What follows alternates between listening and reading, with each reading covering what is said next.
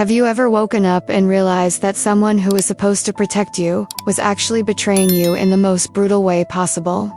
Natalie Ashford had that moment one Tuesday morning at 5:12 a.m. when sirens cut through the silence of the family mansion. She woke up confused, her heart racing, not because she was guilty of anything, but because sirens in that neighborhood where senators, judges, and CEOs live were rare. They were almost impossible.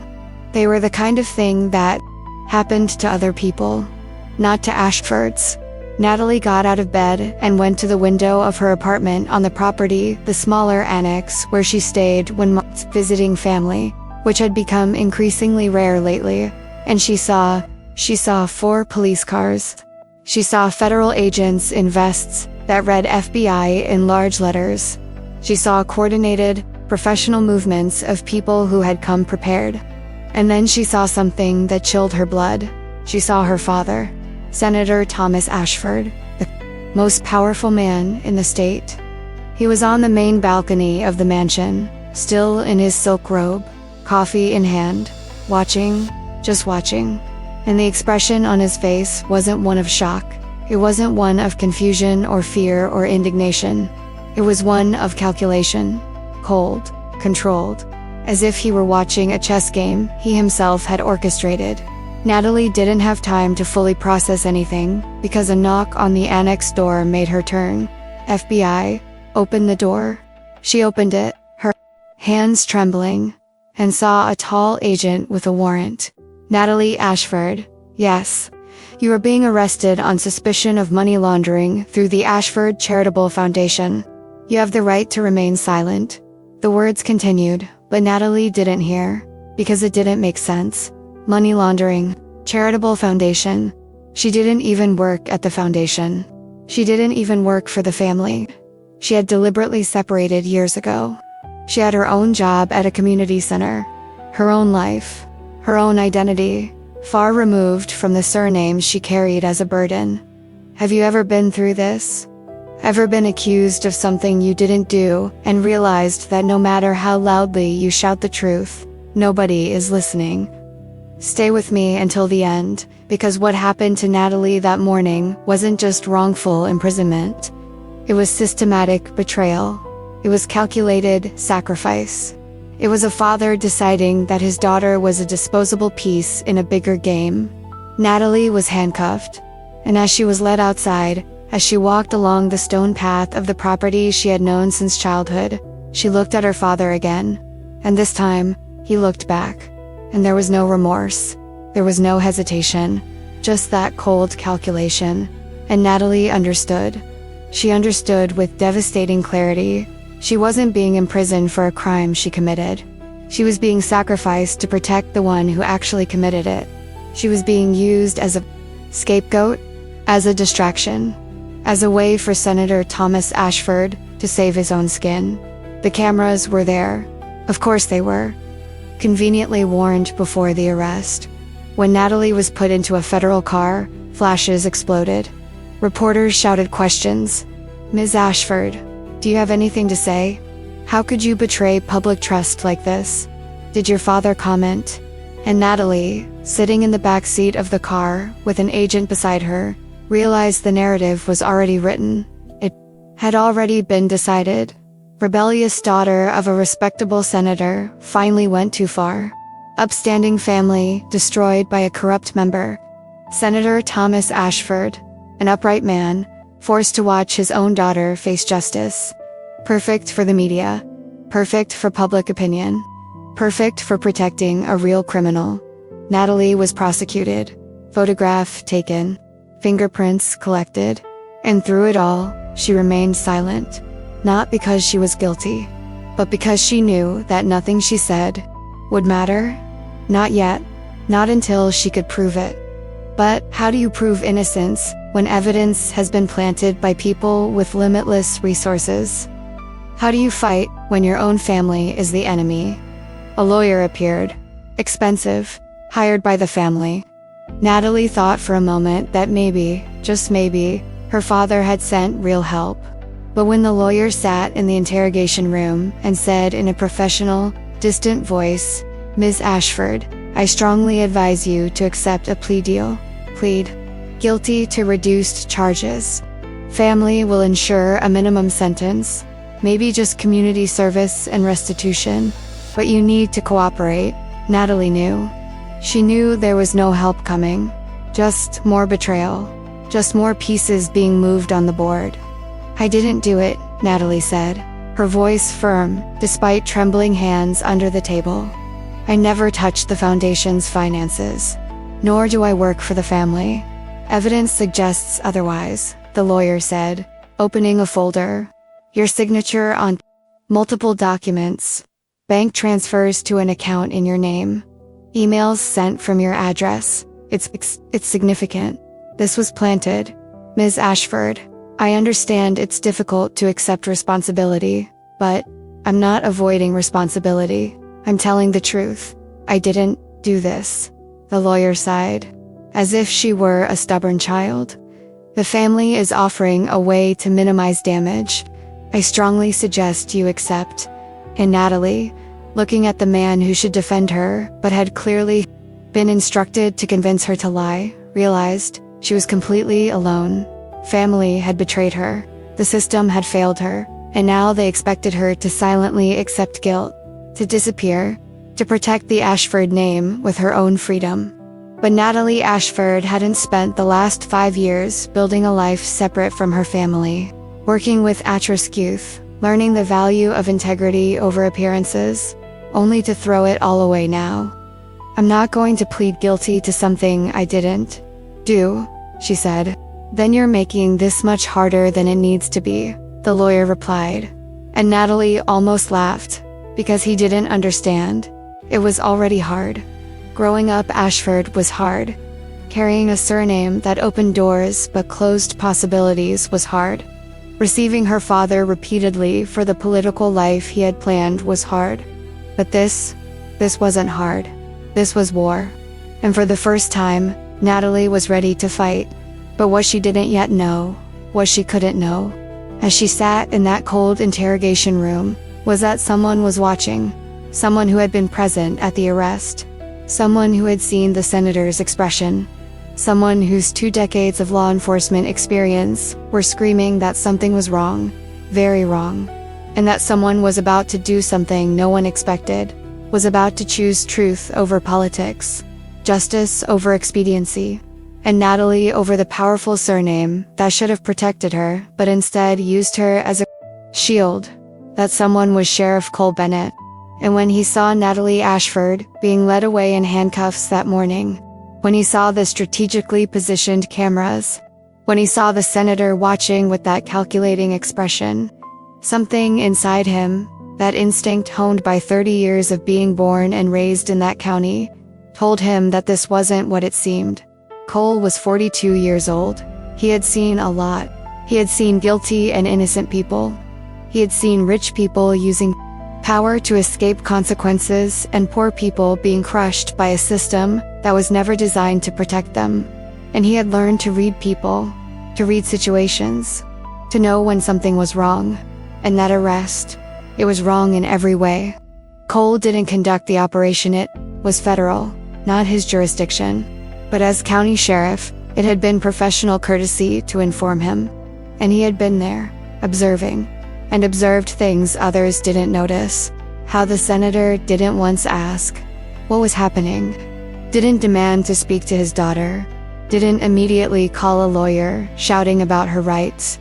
He just watched, as if he were watching something he already knew was going to happen.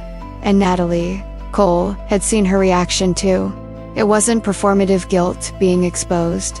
It wasn't panic of a criminal being caught. It was genuine confusion, followed by devastating understanding, followed by resignation. Cole returned to his office after the arrest. He sat at his desk, and he did something he technically shouldn't have done. He started researching, not officially investigating. He didn't have the authority to do that, but researching, reading public files, checking records, and he discovered interesting things. Natalie Ashford had graduated in social work.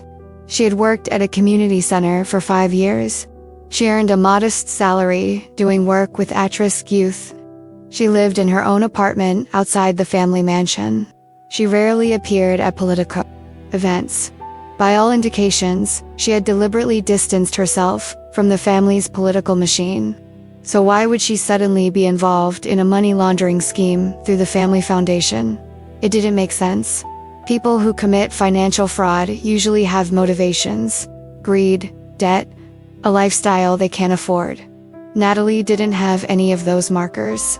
She lived below her means. She didn't have significant debt. She didn't have a pattern of excessive spending. So why, if any of this makes sense to you? If you've ever seen a situation where evidence tells one story but instinct says another, share it in the comments. Because sometimes the truth isn't what seems obvious. Cole kept digging, and he found something else. The Ashford Charity Foundation had been under federal investigation for 6 months.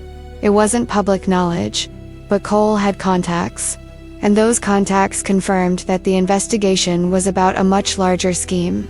Millions being embezzled, fraudulent contracts, donor money being used for, well, everything except charity. And the investigation was focusing on whom? Not Natalie.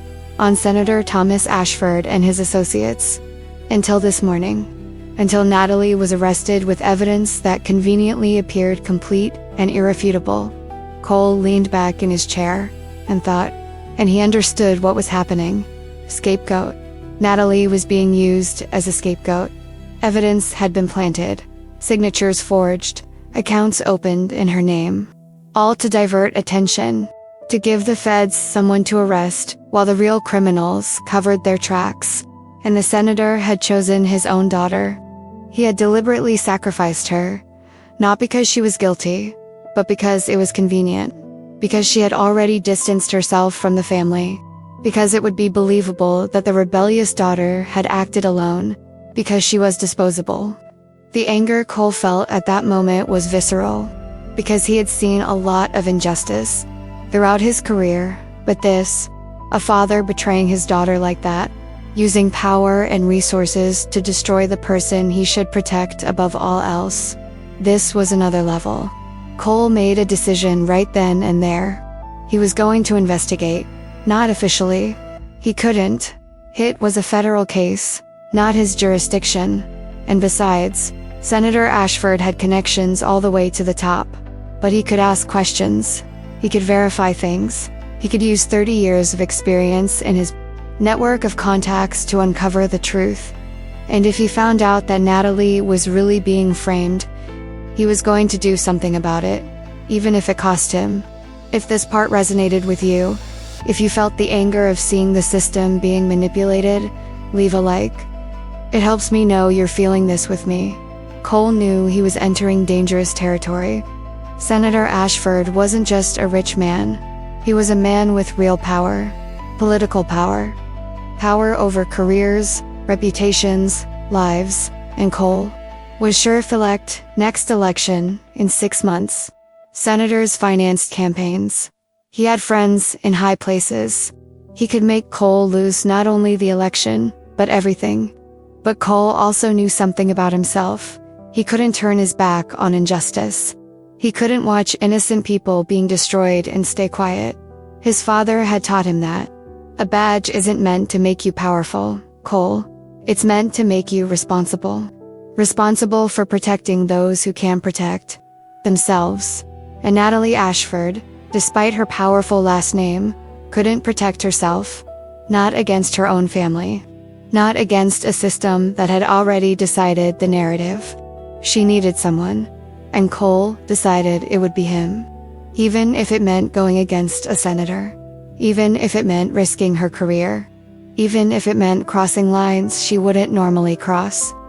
If you want to follow more stories like this, stories about people choosing to do the right thing, even when it's risky, subscribe to the channel.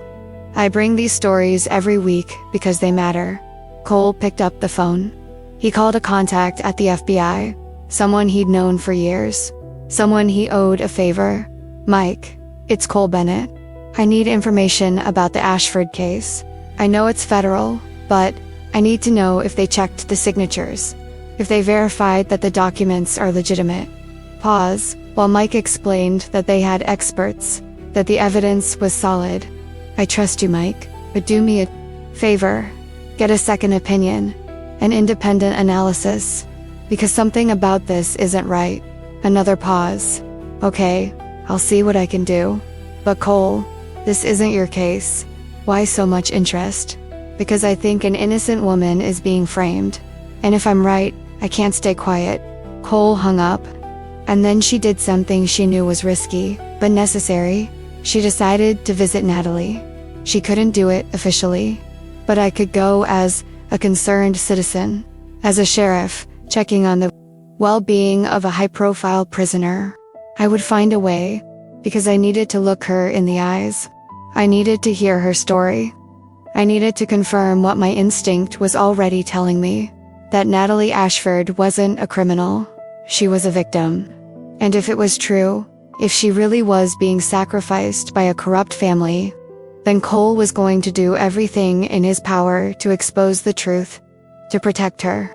Even if protecting a senator's daughter from the senator himself was a battle no one expected him to fight.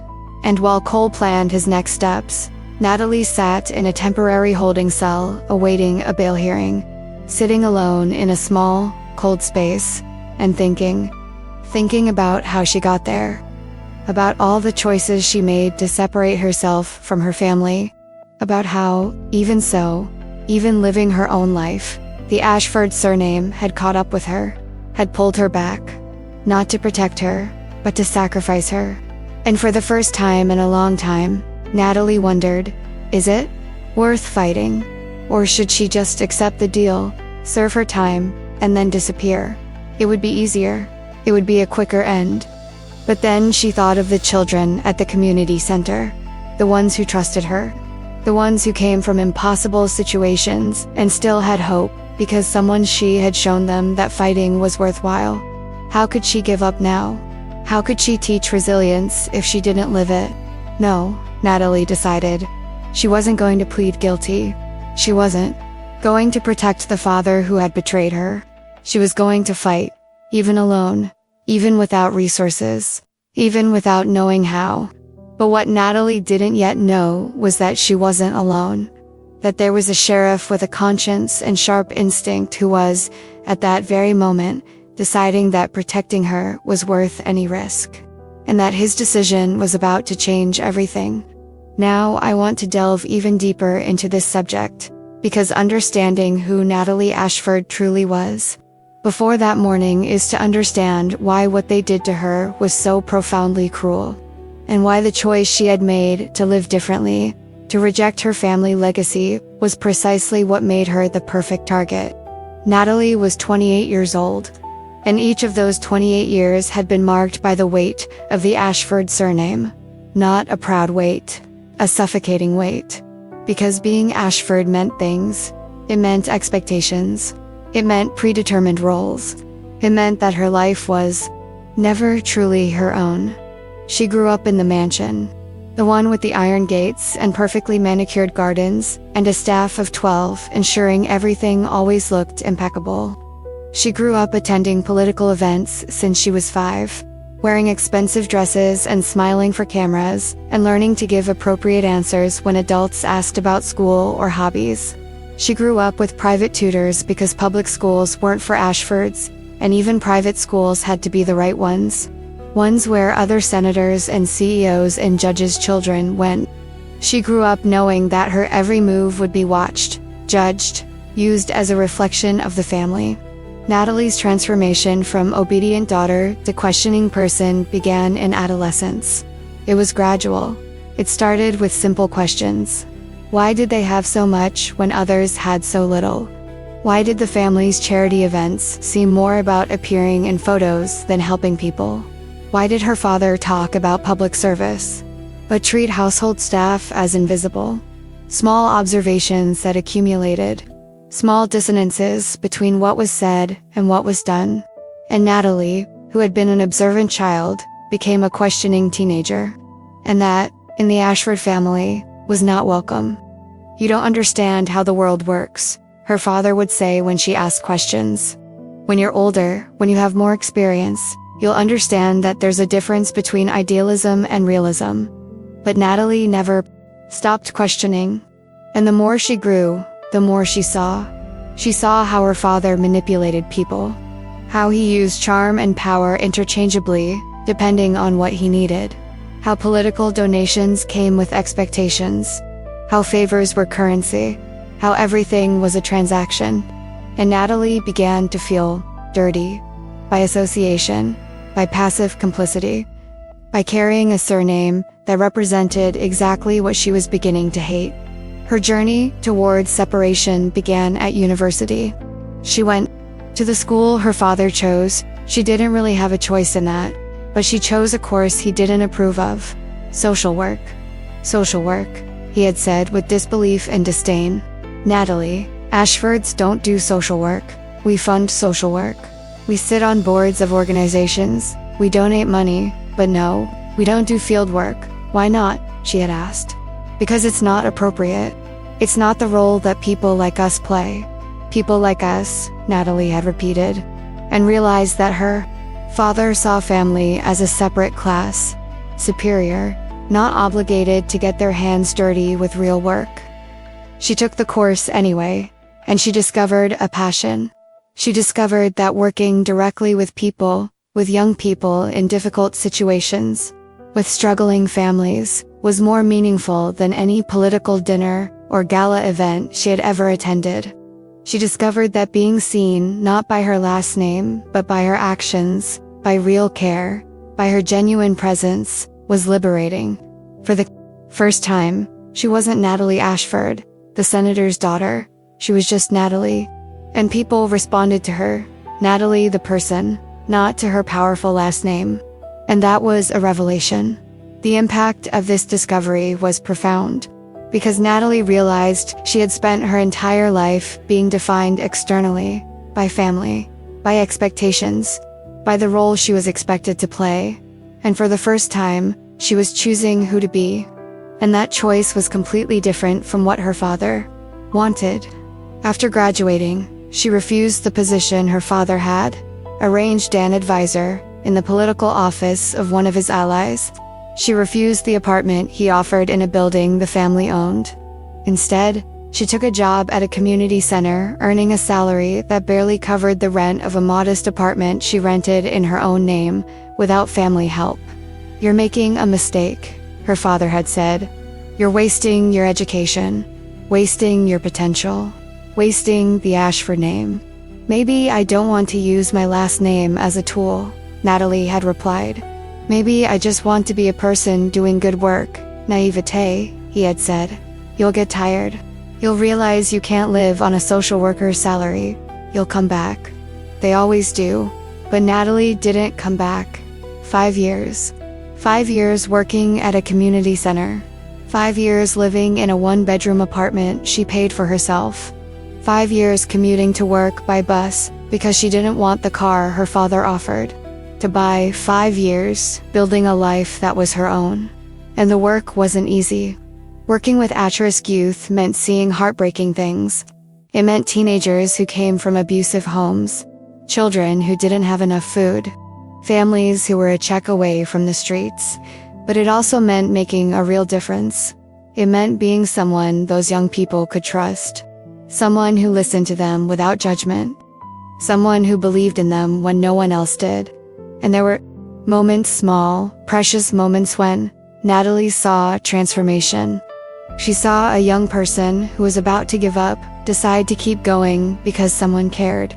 And those moments were worth more than anything Ashford life could offer. But separation came at a cost. Natalie rarely saw her family. She went to obligatory events, Christmas, Thanksgiving, the occasional birthday dinner, but they were painful. They were reminders of how different she was, of how her family saw her as a disappointment. Her mother, who had died when Natalie was 20, had been only slightly more understanding. "Your father loves you in his own way," she had said before she died. "He just doesn't know how to love without controlling." And Natalie had understood. But understanding didn't make it easier. It only made it sadder. Relationships were difficult too, because last names always mattered. Men, Natalie knew, reacted in two ways. Either they were intimidated, she's the senator's daughter, I don't stand a chance. Or they were interested for the wrong reasons, connections, access, the possibility of meeting powerful people. Finding someone who only saw her, Natalie, the person, seemed impossible. So she stopped trying. She focused on work, on building a life that had meaning even if it was lonely. And she had convinced herself that she was fine that way. That chosen solitude was better than false company. The most painful revelation came about a year before the arrest. Natalie had gone to a charity event, one of the rare events she accepted because it was for a cause she cared about, homeless youth, and her father was there, giving a speech, talking about social responsibility and the importance of helping the less fortunate. And Natalie, listening, felt nausea. Because the words were beautiful, perfect, but they were empty. Because she knew from the real experience of working with homeless youth that the problem needed much more than words at a gala event. It needed real policy, affordable housing, funded social services, things her father actively voted against in the Senate. After the event, she confronted him. How can you give a speech about helping homeless youth when you voted against affordable housing last week? He had looked at her with an expression that was a mixture of irritation and pity. Natalie, you still don't understand. Politics is about balances, about choosing battles, about lying, she had interrupted. It's about saying one thing in public and doing another in private. It's about making it possible, he had corrected. Not ideal, possible. And if possible means hypocrisy, I don't want a part of that. Then continue your life as a saintly martyr, he had said, and there was real bitterness in his voice. Keep pretending you're better than us. But remember, you have the luxury of doing charity work, because I pay for the education that gave you skills. Because the Ashford surname opened doors even if you pretend it didn't. You're not as independent as you think. Those words had hurt, because there was truth in them. Natalie had benefited from privilege even while rejecting it. She had an expensive education. She had the security of knowing that if everything went wrong, there was a safety net, and that bothered her. It made her feel that no matter how far she ran, she would always be connected to her family. She would always be Ashford even when she just wanted to be Natalie. But she kept trying. She kept living her own life. She kept refusing help or interference from her family. She kept building a separate identity, brick by brick, until the morning she woke to sirens, until she was arrested, until she realized that her father had used that very separation, that distance she had worked so hard to create, against her. He had used the fact that she wasn't involved in family business to make it believable that she had acted alone. He had used her modest life as proof that she needed money. He had turned every choice she made to separate into evidence of guilt. And Natalie, sitting in her cell, awaiting a hearing, realized a devastating irony. She had spent 5 years trying not to be defined by her family, and in the end, her family defined her in the worst possible way, as a criminal, as a scapegoat, as a necessary sacrifice. Comment below. When you try so hard to separate yourself from a toxic family, but they still find ways to use you, how do you find the strength to fight now? I want to delve even deeper into this subject, because what happened in the hours and days following Natalie's arrest wasn't just a system failure. It was perfect orchestration. It was a well-oiled reputation destruction machine moving with surgical precision. And it was the entire world people Natalie thought knew her, who trusted her, turning their backs on her with breathtaking speed. The arrest had been at 5 in the morning. By 9 in the morning, headlines were everywhere. Senator Ashford's daughter arrested for $1 million fraud. Ashford heiress accused of misappropriating charity funds. Scandal in the elite. Natalie Ashford faces federal charities. And with the headlines came photos. Natalie being led away in handcuffs. Natalie in the federal car. Natalie with an expression of shock and confusion that in static photos without context, could easily appear guilty. The stories wrote themselves. And worse, they wrote a narrative that wasn't true, but was perfect for public consumption. Rebellious daughter of respectable family finally went too far. Natalie Ashford, who had distanced herself from her family for years, allegedly used access to the family name to commit elaborate fraud. Sources close to the family say Senator Ashford repeatedly tried to guide his troubled daughter, but she refused advice. The transformation of public perception was instantaneous, because people wanted to believe. They wanted to believe that the privileged daughter who rejected luxury was actually a hypocrite, that her work at the community center was a performance, that behind the facade of kindness was a greedy person willing to steal from charity. It's a narrative that satisfies something disgusting in human nature, the desire to see the powerful, even those who reject power, fall. And Natalie, with the last name Ashford, was powerful by association. So her downfall was entertainment. But worse than strangers believing her were people Natalie knew turning their backs on her. Colleagues from the community center where she had worked for 5 years. Maria, who had been something of a friend, who had lunch with Natalie every week, who knew her dedication. Natalie tried to call. Maria didn't answer. She texted, "Natalie, I can't. Management said we shouldn't have contact. I hope you understand." Natalie didn't understand. Or she understood too well. She understood that Maria's work was more important than loyalty. That the connection they had wasn't strong enough to withstand the pressure. The impact of isolation grew with each interaction. Natalie had a neighbor, an elderly lady named Mrs. Chen, who had always been kind, always stopped to chat, always asked how work was going. When Natalie finally returned to her apartment after being released on bail, paid by her family, ironically, she saw Mrs. Chen in the hallway. "Mrs. Chen," she began. The lady looked up, her expression hardening. "Don't talk to me. I don't want trouble." And she turned her back. And that small moment of rejection from someone who had been kind hurt more than Natalie expected. Because if even Mrs. Chen, who had nothing to do with politics or power, believed she was guilty, who would believe her? The full extent of the betrayal was revealed when Natalie went to the office of the lawyer her family had hired. She had hoped foolishly, in retrospect, that perhaps her father, despite everything, had sent real help. The lawyer, a man in his 50s, in a $3,000 suit and an office that screamed success, greeted her with a professional smile. "Ms. Ashford, please sit down. Let's discuss strategy." Natalie sat. "Have you reviewed the evidence? Have you found it impossible?" "I never signed those documents. Never." "Ms. Ashford," he interrupted gently. "I understand that's difficult to accept, but the evidence is substantial. Your signature on multiple documents. It was forged," Natalie insisted. "You can check forensic signature analysis. You'll see that it's already been checked by experts the family hired. The signatures are authentic, according to their analysis." Natalie blinked. "That's impossible. I never." "And there are bank transfers," the lawyer continued as if she hadn't spoken, "to an account opened in your name, and emails sent from your address. I didn't open that account.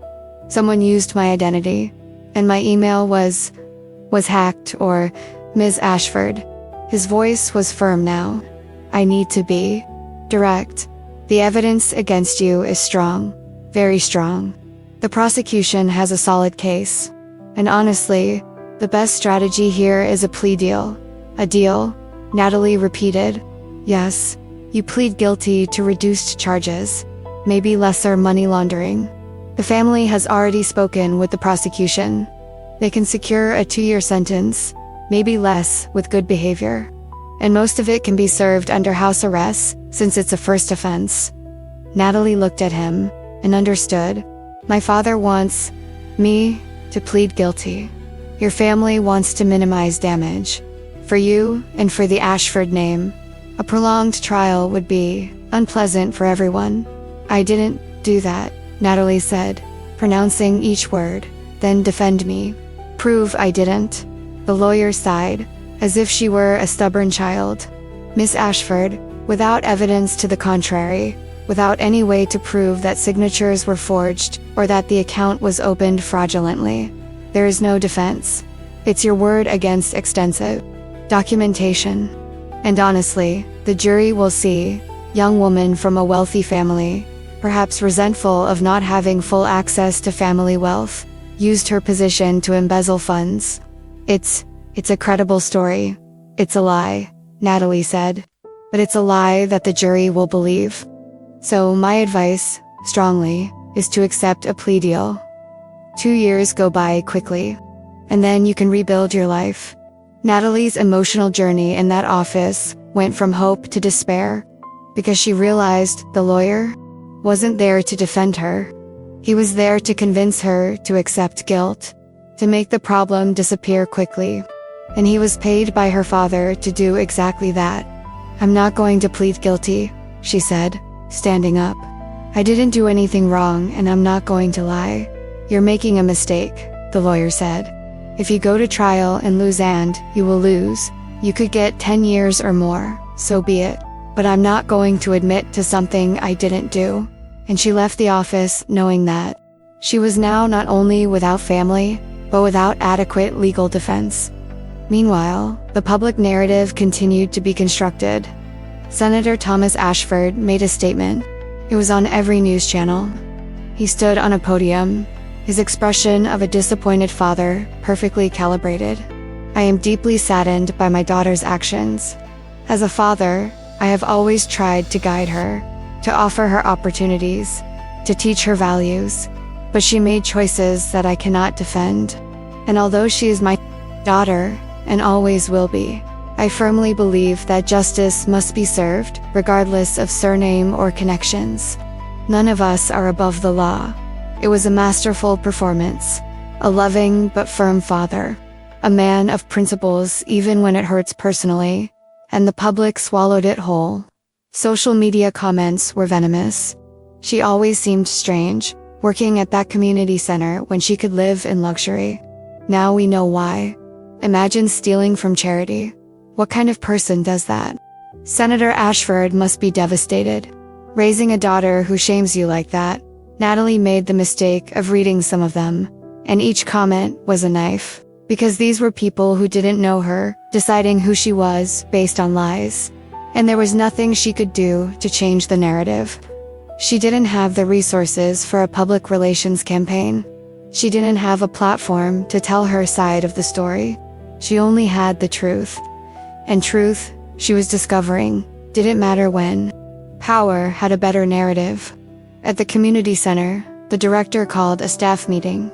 Natalie wasn't there. She had been placed on indefinite administrative leave the day of the arrest. But she heard through Maria, who eventually conceded enough guilt to send a text explaining. The director said we need to be careful, that any association with Natalie could damage the center's reputation, that we shouldn't talk to the media about her, and that if she tries to contact us, we should report it to administration. Report it to administration. As if Natalie were a threat. As if 5 years of dedicated work, of staying late, of using her own money to buy supplies when the budget ran out, of genuinely caring about young people. As if none of that mattered against the accusations. And what about the young people at the center? Some had seen the news. They had questions, and staff were instructed to give vague answers. Ms. Ashford is no longer working here. We can't discuss why. So, those young people, many of whom Natalie had mentored, were left with the impression that she had abandoned them. Or worse, that stories in the media were true. That the person they trusted was a criminal. And that, knowing she was losing not only work, but connections with young people who really needed her, broke something in Natalie. Because those young people didn't have many trustworthy adults in their lives, and she had been one. And now that one had been taken away too. Now I want to delve even deeper into this subject, because while the world was deciding that Natalie was guilty, while a narrative was being built brick by brick around her as a prison, there was one person doing something that nobody else was doing, paying real attention, questioning, seeing details that didn't fit. And that person was Sheriff Cole Bennett. Cole was 42 years old, born and raised in that county. He knew every road, every family, every poorly kept secret that small towns always have. And he knew the Ashford family. Not personally, they existed in a different sphere, but he knew their reputation. He knew their stories. He knew how they operated. So when he was briefed on the federal operation the morning of Natalie's arrest, professional courtesy, since he was the local sheriff, he went, and he observed. And something didn't add up from the very first moment. Cole had been to hundreds of prisons throughout his career. He had seen guilty and innocent people, and he had learned to read reactions. Guilty people usually do one of two things. Either they panic, desperately deny, scream, make a scene, or they perform. They've already prepared a story. They're too calm, their expression is rehearsed. Innocent people usually go into shock, genuine confusion. They try to understand what's happening. And then, when they understand the gravity of the situation, they react with indignation or fear. Cole's understanding of the case changed when he observed two people that morning. First, Senator Ashford. Cole was close enough to see his face when federal agents arrived, and he didn't see surprise. He didn't see a father terrified by his daughter's arrest. He saw calculation.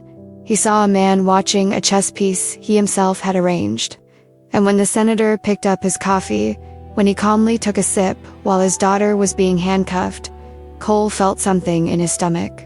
Because a father whose son is being arrested doesn't act like that. Not unless he knows exactly what's happening and has planned for it. Second person, Natalie.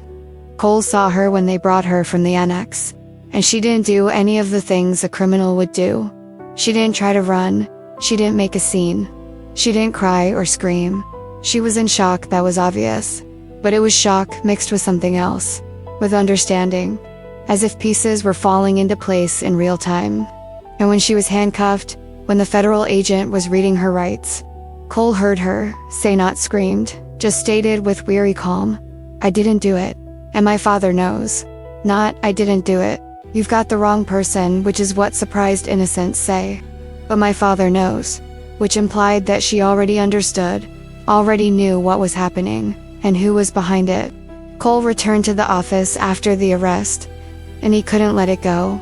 Normally, federal cases weren't his problem, but something bothered him deeply, so he started researching. He started discreetly, not an official investigation, just verification. He read articles Natalie had written for the community center's newsletter, articles about the importance of youth programs, about how investing in education saves lives, about community responsibility to care for the most vulnerable. And he noticed a pattern in the language: clear, direct, no unnecessary jargon, perfect grammar, genuine passion shining through in every paragraph. And then he compared them to emails that Natalie supposedly sent as part of the fraud scheme, emails obtained as public evidence, and the patterns were different, subtly, but different. Fraudulent emails used phrases that didn't sound natural. Regarding the transfer of designated funds, "I confirm receipt of the agreed amounts." Corporate language. Too formal, not how Natalie wrote. Cole wasn't a linguistics expert, but he had read enough throughout his career to know that people have a consistent voice, and the voice in Natalie's supposed emails didn't match her voice in actual writing. The impact of this discovery drove him deeper. He obtained copies of documents that had been made public, Natalie's signatures on foundation papers, and he studied them. And he saw something that experts hired by the family apparently didn't see or didn't want to see. The signatures were too perfect. There was no variation. When people sign names multiple times, there are small differences: pen pressure, angle, speed. But these signatures, identical. As if someone had used strokes or copied them with precision. As if they were forged. Cole called a contact he had at the FBI, someone he owed a favor. "Mike, About the Ashford case. Did you check the signatures? Independent forensic analysis.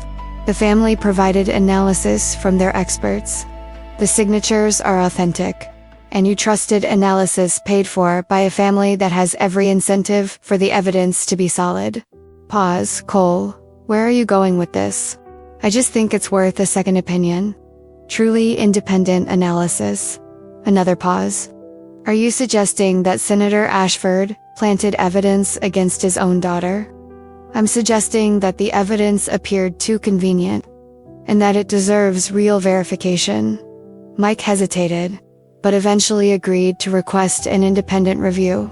But Cole, I can't promise anything. If experts say the signatures are legitimate, the case continues.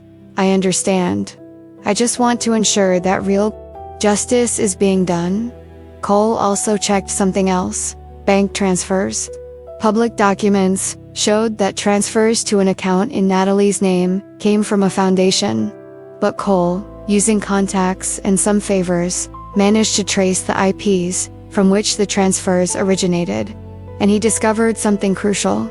They didn't come from Natalie's apartment. They didn't come from her personal computer. They came from Senator Thomas Ashford's office. Specifically, from a computer terminal registered to his administrative assistant. The revelation hit like a punch to the gut, because it meant that transfers weren't just fraudulently made in Natalie's name, but were literally made from her father's office, by someone working for him. It was evidence not only that Natalie was being framed, but of who was framing her. Cole knew he had something, not a complete case, not irrefutable proof yet, but he had enough to know that Natalie was telling the truth, that she wasn't a criminal. She was a victim of her own father. And that realization filled Cole with a rage he rarely felt, because he had seen a lot of bad things throughout his career. But a father deliberately destroying his daughter, that was another level of cruelty. He made a decision. He was going to visit Natalie. Not officially, it was a federal case, not his jurisdiction. But he could go under the guise of a high-profile prisoner welfare check. He could use his badge to gain access, and he could look her in the eye and confirm what his instinct was already telling him. Cole went to the federal detention facility where Natalie was being held before her bail hearing. He identified himself. He requested a prisoner visit. The officer hesitated, was irregular, but Cole had a reputation. 20 years as sheriff, known for being honest, fair, so they allowed it. Natalie was brought into the visiting room. She was wearing an orange prison uniform. Her hair was pulled back in a ponytail. No makeup, deep dark circles under her eyes. And when she saw Cole, when she saw his badge, her expression didn't change. There was no hope, no fear, just weary resignation, as if she were expecting more interrogation, more accusations, more people saying she was guilty. Cole sat down. Ms. Ashford, I'm Sheriff Cole Bennett. I was present at your arrest. I remember, she said, her voice monotone. You were near my father, yes, and I noticed something that morning. I noticed your father didn't seem surprised, and I noticed you said something specific when you were handcuffed. You said, I didn't do it, and my father knows. Natalie looked at him, and for the first time, there was a spark of something interest, caution and soften, and I started checking evidence. And there are inconsistencies. Cole leaned forward. Your signatures on documents are too perfect. No natural variation. Emails supposedly from you have a language pattern that doesn't match your actual handwriting. And bank transfers. They were made from an IP that traces to your father's office. The transformation on Natalie's face was gradual, from resignation to attention, from weariness to something resembling tentative hope. You believe me. It's not about believing, Cole said. It's about evidence. And evidence tells me you're being framed. And I strongly suspect who's doing it. My father, Natalie said. Not a question, a statement.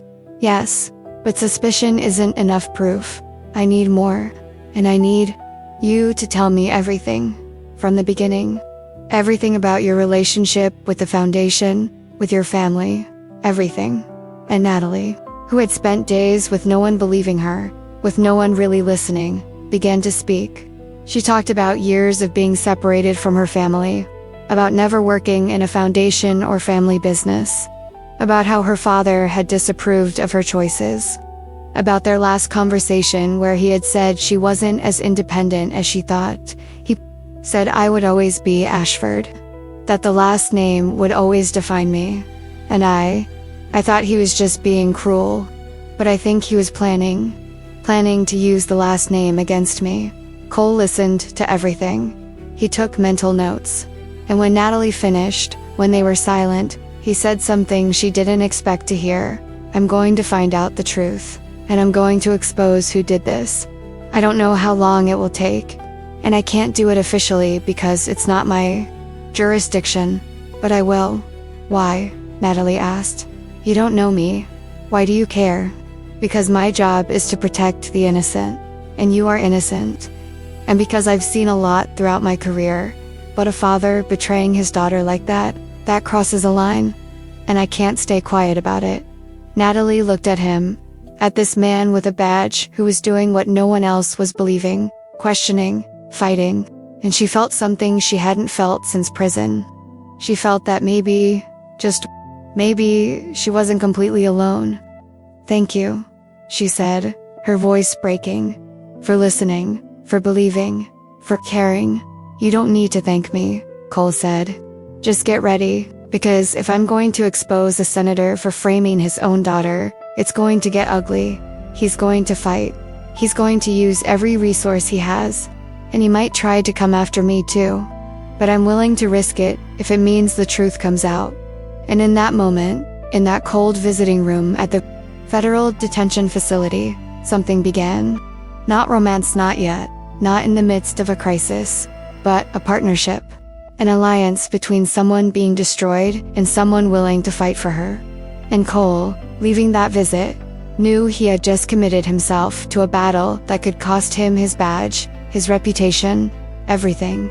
But he also knew he couldn't do otherwise, because Natalie Ashford deserved someone fighting for her, and he was going to be that person. Comment below, when an entire system fails and one person decides to do what's right, even risking everything. Is that heroism, or just doing basic work?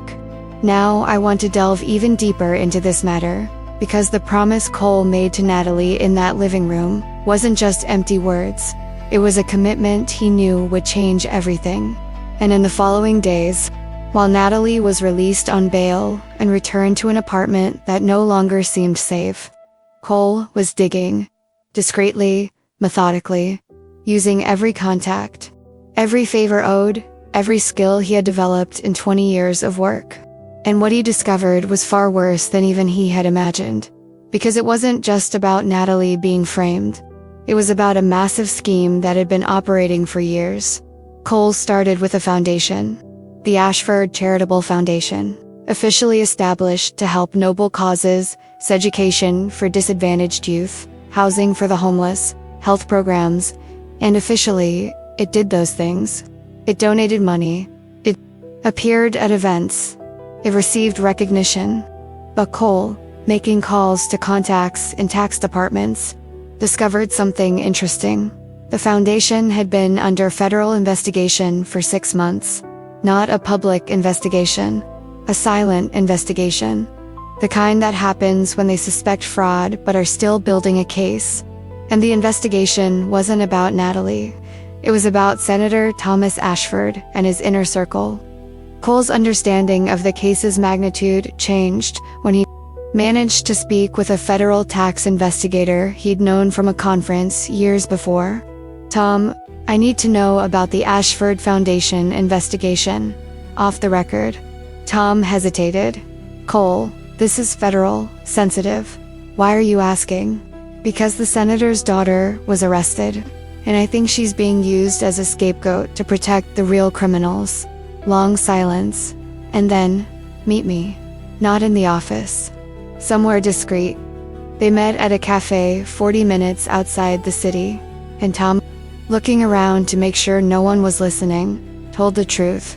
We've been investigating Ashford for 8 months. It started with an anonymous tip. Someone inside the organization said money was being diverted, millions. Donations that were supposedly going to programs were going into offshore accounts. Contracts with suppliers were inflated, and kickbacks were going back into private pockets. It was a sophisticated operation. Tom paused, but the evidence was circumstantial. We needed solid documentation, something that connected the dots in a way that couldn't be denied. And then, 3 weeks ago, we received it. A package of documents, signed, authorizing transfers, approving fraudulent contracts, and all the signatures were Natalie Ashford's. But she wasn't involved, Cole said. I know now. But at the time, it seemed legitimate. She was an official member of the foundation's board, at least on paper. Her name was on incorporation documents. So when signatures appeared, we assumed she was a key player, maybe even the mastermind. And they arrested her based on that. We arrested her based on evidence that seemed solid. But Cole, Tom leaned forward. After we arrested her, stronger evidence against the senator began to disappear. Witnesses who had agreed to cooperate changed their minds. Documents we had subpoenaed were lost or corrupted. It's like someone was cleaning up tracks while attention was on Natalie. The impact of that revelation was devastating, because it meant that Natalie's imprisonment wasn't just to protect the senator. It was an active distraction. It was a way to divert investigative resources while real evidence was destroyed.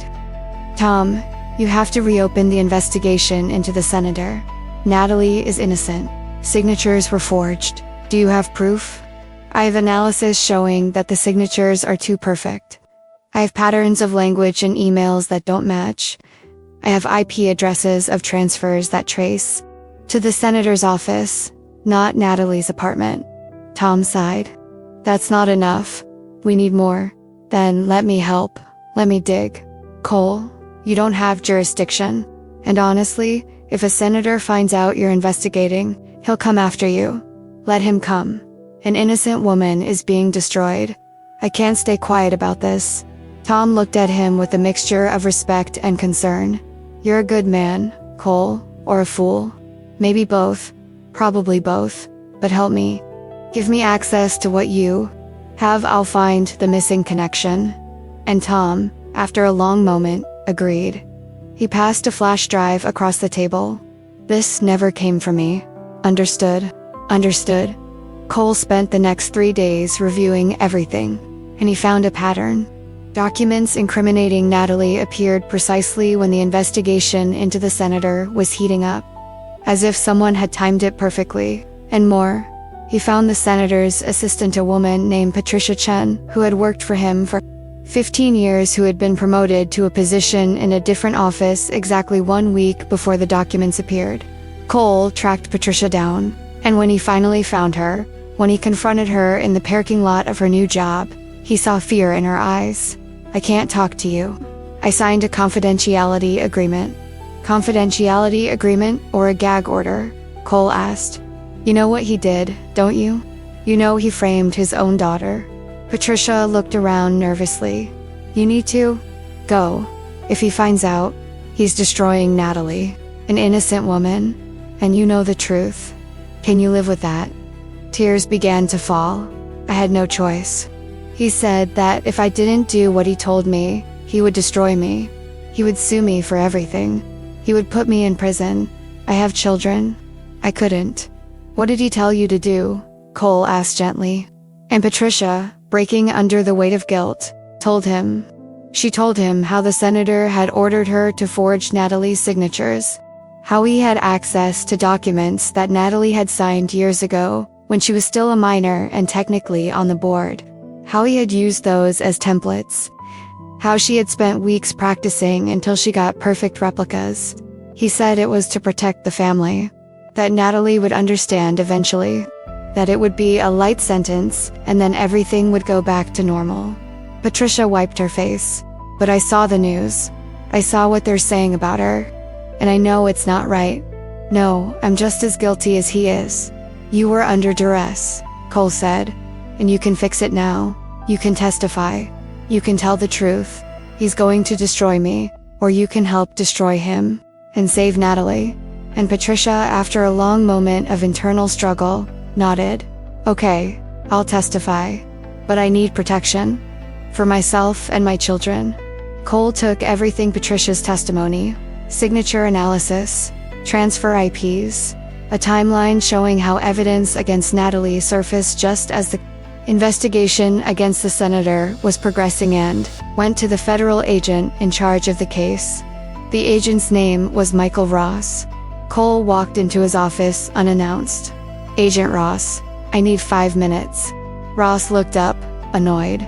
Sheriff Bennett, this isn't appropriate. You need to schedule. I have proof that Natalie Ashford was framed by her own father. I have a witness willing to confirm that she forged signatures on his orders. I need you to listen. Ross hesitated, but something in Cole's urgency made him nod. 5 minutes. Cole presented everything.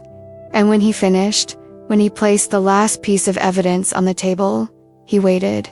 He waited for surprise, for indignation, for a promise of immediate action. But what he saw on Ross's face was none of that. It was resignation, weariness, and something resembling defeat.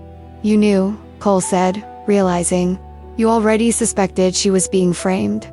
Ross sighed. He rubbed his face with his hands. We suspected it? But Sheriff, you need to understand the politics of this. Senator Ashford has connections all the way to the top. Friends in Congress. Friends in the Justice Department. Campaign donors who fund half of Washington.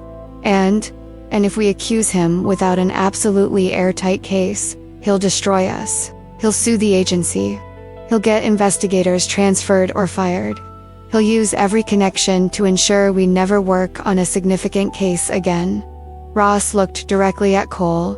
His daughter is acceptable harm. It's a sacrifice the system makes to avoid provoking a war we can't win. The revelation that the FBI knew, that they had suspected and chosen not to act, filled Cole with such pure rage that he had to take a deep breath to keep from screaming. An innocent woman is not acceptable harm, he said, his voice low but dangerous. No matter how powerful her father is. You're an idealist, Ross said, and I respect that.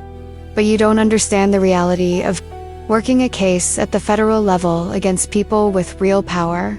I understand that the oath we took is to protect the innocent, and if we don't do that because it's inconvenient or risky, then the oath means nothing. Cole picked up evidence from the table. If you're not going to do anything, I will. Sheriff, you have no authority. I'm going to the media. I'm going to expose everything, including the fact that the FBI knew Natalie was innocent and chose not to act. Ross went pale. You can't. Watch. Cole left that office knowing he had just crossed a line. He had just threatened a federal agency. But he didn't care. Because Natalie deserved more than a system that saw her as acceptable harm. And he was going to make sure she got it. He went straight to Natalie. She was in her apartment, looking out the window, when he knocked. She opened her eyes cautiously. Cole, I know you didn't do it, he said. I have proof. I have witnesses who will confirm that your father ordered the forgery. I have evidence that the FBI knew you were innocent and chose not to act. And I'm going to expose everything. Natalie looked at him, and for the first time since prison, she felt something beyond despair.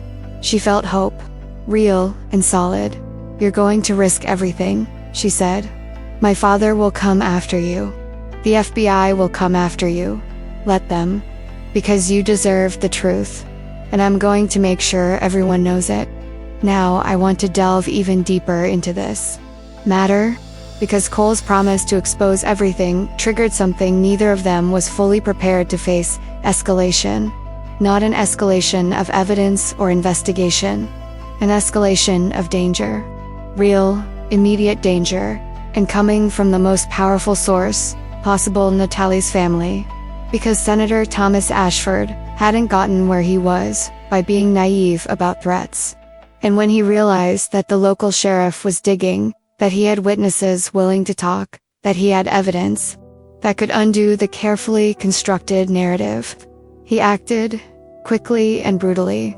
Natalie had been released on bail 3 days after her arrest. Bail had been paid by her family. Ironically, money from the same foundation she had allegedly stolen from. And when she returned to her apartment, she found devastation. A federal search had left the place unrecognizable. Drawers open, contents scattered, mattress cut open, books ripped from shelves and thrown on the floor, clothes strewn about.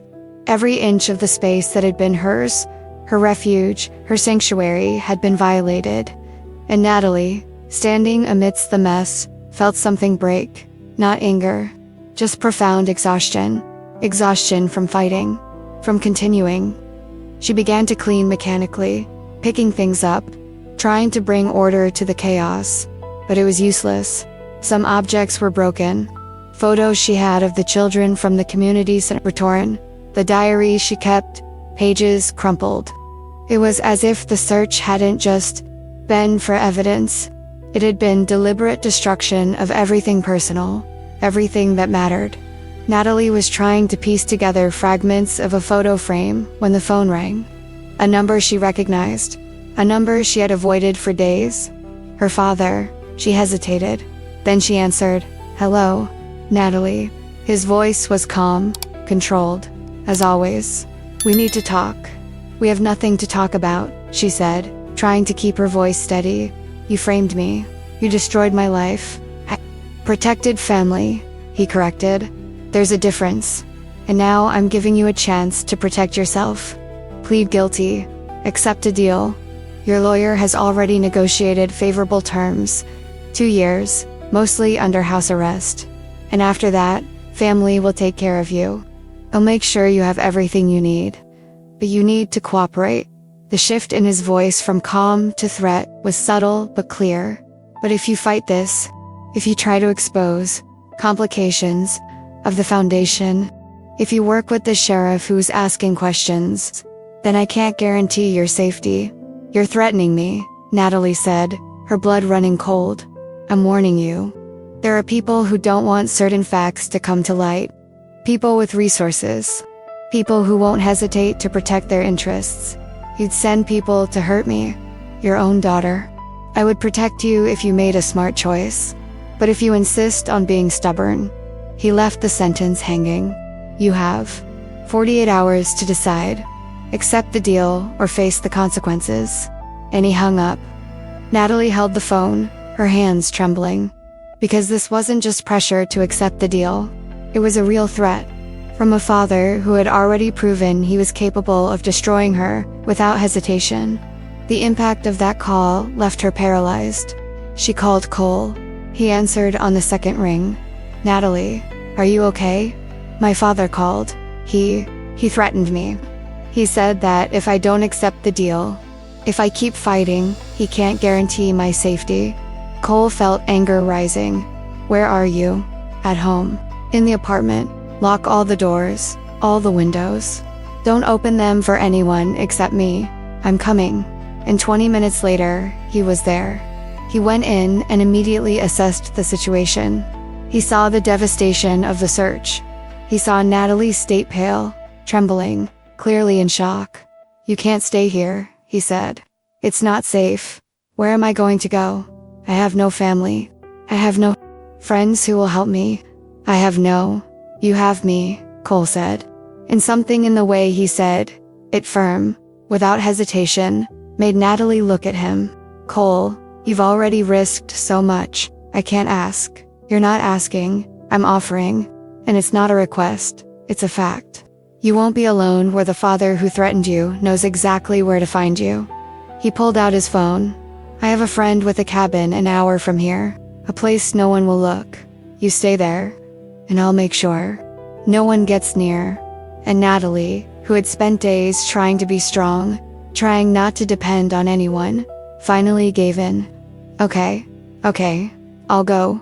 Cole took her to the cabin that night. And then he did something he knew was completely illegal but necessary. He installed surveillance in Natalie's apartment. Discrete cameras, motion sensors. Because he had a feeling the senator wasn't bluffing, that something was going to happen. And he was right. 2 days later, at 3 in the morning, the alarm went off.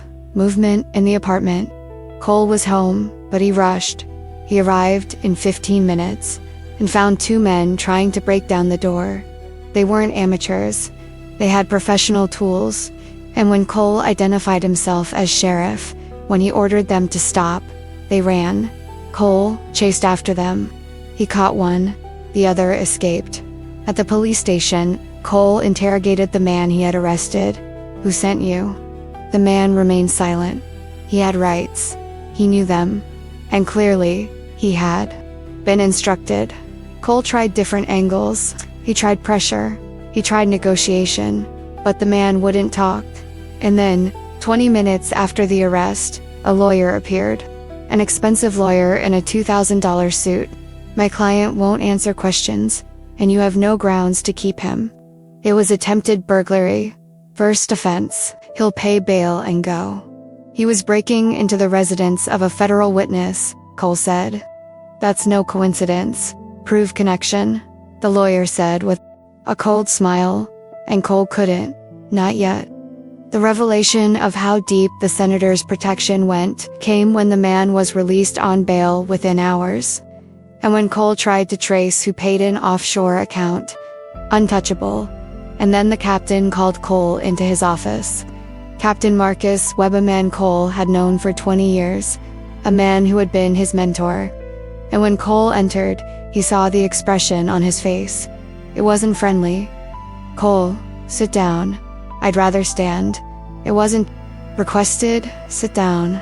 Cole sat down. And the captain placed a folder on the table. "Ashford case. You need to step aside. Immediately. There's an attempt to intimidate a witness." "There is. It's not your jurisdiction. It's federal. And you're causing trouble." "Problems for whom?" Cole asked. "For the senator who's trying to silence his daughter. For the department. I got calls from the senator's office. Calls from the governor's office. Calls from people who fund this department's budget. And they're all saying the same thing. Sheriff Bennett needs to stop persecuting a respectable citizen without evidence. I have evidence. Evidence that the FBI didn't consider sufficient to act. So who are you to question it?" The journey of this conversation left Cole with a clear choice. Obey or risk everything. "Captain, with all due respect, an innocent woman is in danger. And I'm not going to turn my back because it's politically inconvenient. So you're choosing her career over yours," the captain said. "Because if you continue, I'll have to suspend you. And if you continue after that, I'll have to fire you. And your badge, your reputation, 20 years of work, it'll all be gone." "Why?" "For a senator's daughter you barely know." "Because it's the right thing to do," Cole said simply. And he left the office knowing he had just put a target on his own back, but also knowing that if he did nothing, Natalie would die.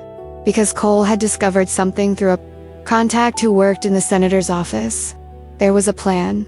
It wasn't just about intimidating Natalie into accepting a deal. It was about eliminating her if she didn't cooperate, making it look like suicide. Guilty daughter unable to live with shame. Perfect for the narrative. Clean. Definitive. Cole went straight to the cabin. He told Natalie, and saw the color drain from her face. "My father is going to kill me. He'll try. But I won't let him. Cole, you can't protect me 24/7. What if he really wants to? What if he has the resources? Then we make this public. Now, before he can act. We go to the media. I expose everything. Witness who forged signatures. Analysis showing they're forged. IP tracking transfers to his office. Threats. Attempted break-in. Everything. And if they don't believe it, then at least it'll be on record. It'll be public. And if something happens to you, everyone will know who's responsible. And that might be enough to keep him backed down." And that's what they did. Cole contacted an investigative journalist he knew. Someone with a reputation for not being intimidated. and he gave it his all. And when the story was published, Senator accused of framing his own daughter, the impact was immediate. But it wasn't what Cole expected. Because the senator didn't back down, he attacked. He sued the journalist for defamation. He sued Cole for harassment and abuse of power. And he used every connection to ensure the narrative was controlled. Dishonest sheriff trying to tarnish senators. Reputation to protect criminal daughter with whom he is romantically involved. New narrative, as effective as the first. And Cole realized it didn't matter how much evidence he had. It didn't matter how much truth he exposed. The senator had enough power to rewrite reality. And the only way to truly stop him would be to destroy his power completely, which meant total war. Comment below. When someone with infinite power decides to destroy you and uses the entire system as a weapon, is there still a way to win? Or do you just survive? Now, I want to delve even deeper into this matter. Because the moment Senator Thomas Ashford made a personal call to Cole was the moment the silent war became an open confrontation. And Cole, holding the phone, hearing the voice of the most powerful man in the state on the other end of the line, had to make a choice that would define not only the case, but who he was. The call came on a Thursday afternoon. Cole was in his office, reviewing evidence for the 100th time, when the phone rang. Private number. He answered. Sheriff Bennett. Sheriff.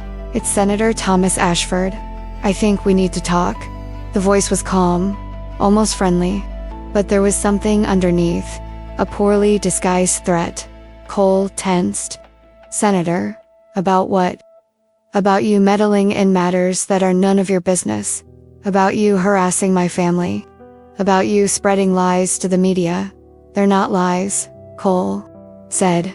I have solid evidence that your daughter was framed by you.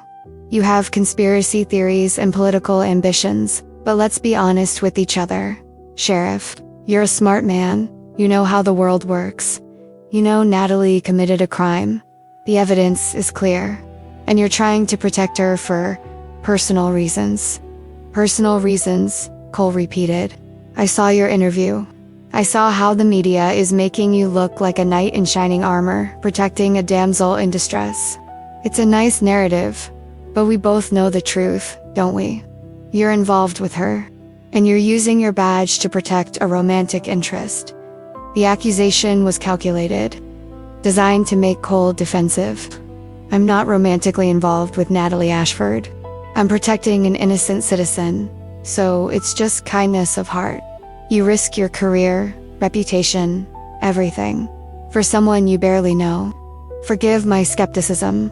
The senator's tone shifted gradually, from questioning to threatening. Sheriff, I'll be direct. You're sheriff-elect. The election is in 6 months. I fund half the campaigns in this county. I have friends, many friends, who can guarantee that you not only lose the election, but that you face an investigation, an audit of your personal finances, a review of every case you've ever worked on, every decision you've made. And we'll find something.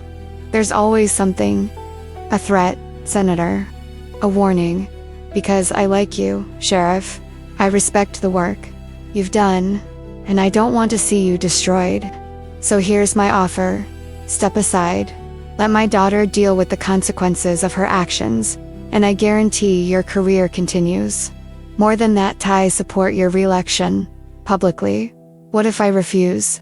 Cole asked, though he already knew the answer. Then I'll do what's necessary to protect my family and my reputation. And you'll find that fighting me is a mistake that destroys lives. Heavy silence. And then Cole said something that surprised even himself. Senator, try. Do your worst. Investigate my finances. You won't find anything. Review my cases. They were all done correctly. And while you're investigating me, I'll expose every dirt you've buried, every scheme, every lie. And I'll ensure that your daughter, an innocent woman you betrayed in the most cowardly ways, completely exonerated. Because unlike you, I still believe in justice. The senator laughed. Not a laugh of humor, a laugh of disbelief. You're a fool, Sheriff. A noble. Fool, perhaps, but a fool nonetheless. You have no idea what you're up against. I have a perfect idea. I'm up against a man who sacrificed his own daughter to save himself. And if that doesn't scare you, it should. Because when the full story comes out you won't be a respectable senator anymore. You'll be a monster who destroyed an innocent daughter. And that will follow you forever. And Cole hung up, his hands trembling, because he knew he had just declared war. Senator Thomas Ashford was not an enemy who forgave. The impact of that decision was immediate. The next day, Cole was called into the captain's office. You're suspended. Effective immediately. Hand over your badge and weapon. Why? For inappropriate conduct, for harassing a respectable citizen, for using department resources for an unauthorized investigation. Do you want me to continue? Cole could have fought. He could have argued, but he knew it was useless. The captain was under pressure, as was everyone else, so he put his badge on the table, he put his weapon down, and he said, "This doesn't change anything. I'll still protect you. I'll still expose the truth. Without your badge, you're just a citizen. And if a senator prosecutes you, you have no departmental protection." "I never did," Cole said, and he left. But losing his badge hurt more than Cole expected, because it wasn't just a piece of metal. It was his identity. It was who he had been for 20 years. It was his father's legacy. The legacy he had learned that a badge meant something. And now it was on the captain's desk. And Cole was, what? Just a man?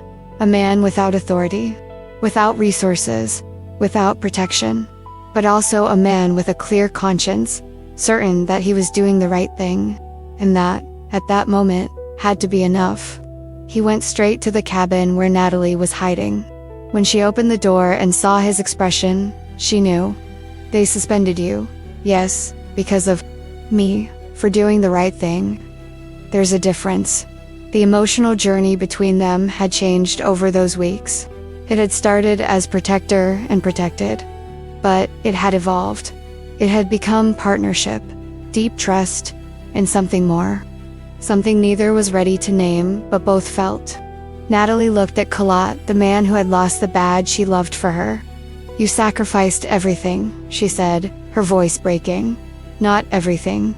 I still have principles. I still have you alive and safe, but your badge, it's metal. And if I had to choose between metal and doing the right thing, the choice is obvious." Natalie stepped toward him. "Cole, I don't know how. I don't know how to thank you. I don't know how to make it up to you. You don't make it up to me. You just live. You rebuild. And when it's all over, when your father faces justice and you're completely exonerated, you go back to doing the work you love, with children who need you. That's enough." And Natalie realized something. She realized Cole wasn't doing it out of gratitude. He wasn't doing it for recognition or reward. He was doing it because that's who he was, and she had fallen in love with that, with integrity that didn't bend, with kindness that asked for nothing in return. But it wasn't the time to confess feelings, not when they were at war. Not when the senator was mobilizing resources to destroy them both. So she simply said, "Thank you for everything." And Cole nodded. And they both understood that there was more left unsaid, more that would have to wait. In the following days, the pressure intensified. Cole was notified that he was being investigated for alleged misuse of departmental funds. An audit of his personal finances was initiated, and the media, fueled by anonymous sources that clearly came from the senator's office, began publishing stories suggesting that Cole had questionable motives. Sheriff suspended after allegations of improper conduct. Sources suggest personal relationship between sheriff and daughter accused of senator. Investigators question Cole Bennett's motives. The smear campaign was sophisticated and effective. Cole's friends began to distance themselves. People he had known for years avoided eye contact when he saw him on the street, and the reputation he had built over 20 years was being shattered in days. But worse than anything personal was when the senator made his final move. He presented a motion to discredit Cole's witness, Patricia Chen, the assistant who had confessed to forging signatures. He presented evidence that Patricia had a history of mental instability, that she had been fired, not promoted, for erratic behavior, that her testimony was unreliable, and the court, under pressure, under influence, accepted the motion. Cole's witness was dismissed, and without her, without evidence directly connecting the senator to the forgery, the case began to crumble. Cole received the news and felt despair for the first time, because he had done everything. He had risked everything, and it still wasn't enough. He still couldn't win against a man with infinite power and resources. He went to the cabin. He told Natalie, and he saw hope die in her eyes. "It's over," she said. "He won." "No," Cole said, though he didn't know how they would continue. "It's not over. There's still..." "What?" Natalie interrupted. "You don't have a badge. You don't have authority. The witness has been discredited. The FBI refuses to act. The media believes him. What more can we do?" And Cole had no answer, because she was right. They had fought, they had exposed him, and they were still losing. But then, in that moment of despair, Cole's phone rang. It was Tom, the federal tax investigator, who had shared information at the beginning. "Cole, turn on the TV, the news channel, now." Cole turned it on, and he saw it. He saw Senator Thomas Ashford being led away in handcuffs by federal agents. He saw the headline, "Senator Ashford arrested in coordinated tax investigation," and the news anchor explaining, "In a shocking development, the senator has been indicted on multiple federal charges, including tax fraud, money laundering, and most shocking, conspiracy to obstruct justice through false accusation of a family member." Cole looked at Natalie, both in shock, and the phone rang again. "Tom, your witness may have been discredited locally, but we had another one.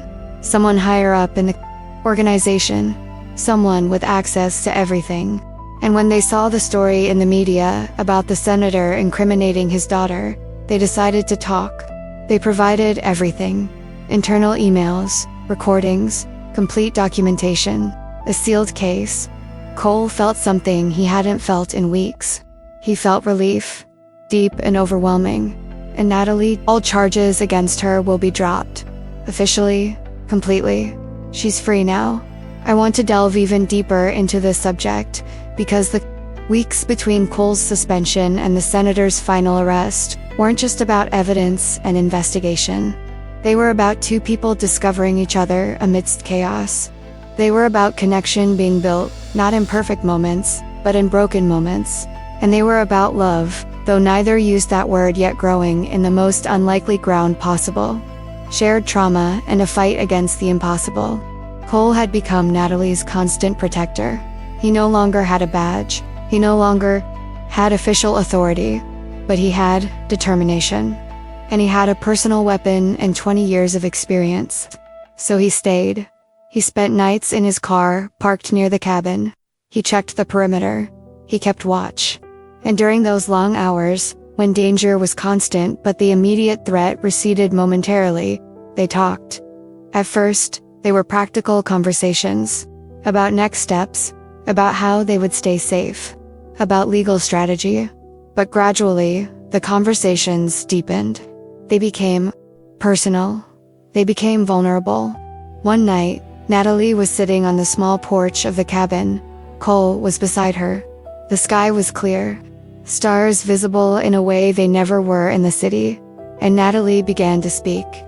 "My father always wanted a son," she said suddenly. "Not a daughter, a son. The perfect heir to the political dynasty he was building. Someone to mold in his image. Someone to continue the legacy." The transformation in her voice from neutral to painful was gradual. "But he had a daughter.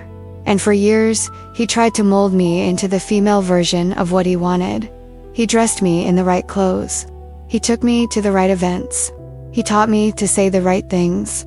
And I tried. I really tried to be what he wanted, because I wanted him to love me. I wanted his approval." She paused. "But I could never stop questioning. I could never just accept it. I always saw hypocrisy. I always saw manipulation. And the older I got, the more I disappointed him. Because I wasn't obedient. I wasn't malleable. I wasn't what he planned. And he never forgave you for being yourself, Cole said gently. No.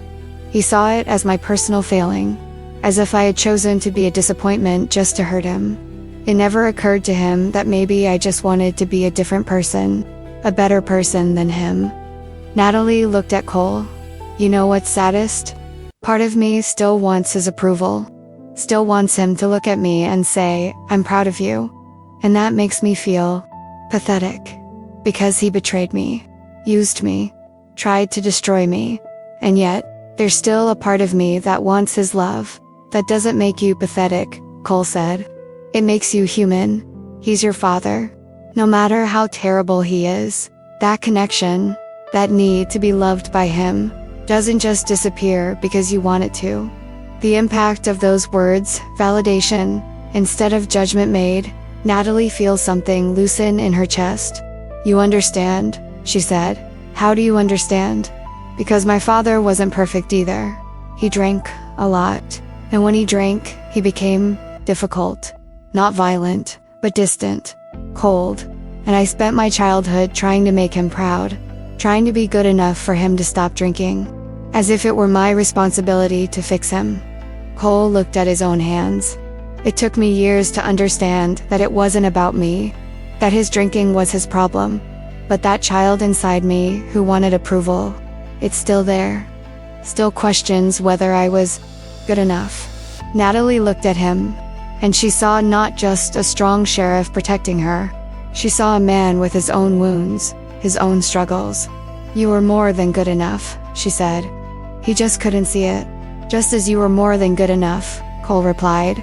And your father couldn't see it. And in that moment, there was a deep understanding between them. Recognition of shared pain, of similar patterns, of struggles with fathers who should never have been fathers. And there was comfort in not being alone in it, in being seen by someone who understood. Other moments accumulated. Like when Cole told her why he became a police officer. My father died when I was 23, cirrhosis. His liver gave out. And in his last days, when I was in the hospital, he called me and said something that changed everything. Cole's emotional journey as he told that story was palpable. He said, Cole, I did everything wrong. I wasted my life, but you can do it differently. You can be the man I should have been. And he died 2 days later. Cole cleared his throat, and I realized I wanted to honor that. I wanted to be the man he saw potential in me. So I became a police officer. Not to be able to, but to make a difference. To protect people. To be better than he was. And you are, Natalie said confidently. You are exactly the man he saw in you. And more. Cole looked at her, and he saw not pity. He saw respect. And that meant more than words could express. There were also moments of lightness. Small windows of normalcy amidst the chaos. Like when Natalie tried to cook dinner in the cabin's tiny kitchen and burned everything. I'm not very good at this, she admitted, looking at the charred pasta pot. Cole laughed, a genuine laugh. The first in weeks. I see, okay, get out of the way. Let me do it. And he cooked, nothing fancy, just scrambled eggs and toast. But they ate together, and for 20 minutes, for a brief window of time, they weren't people being hunted. They were just two people sharing a meal. And that temporary normalcy was present. But there were also moments of breaking. Like the night when the weight of it all finally crushed Natalie. She had been strong for weeks. She had endured imprisonment, betrayal, threats, isolation. But everyone has their limit. And she had reached hers.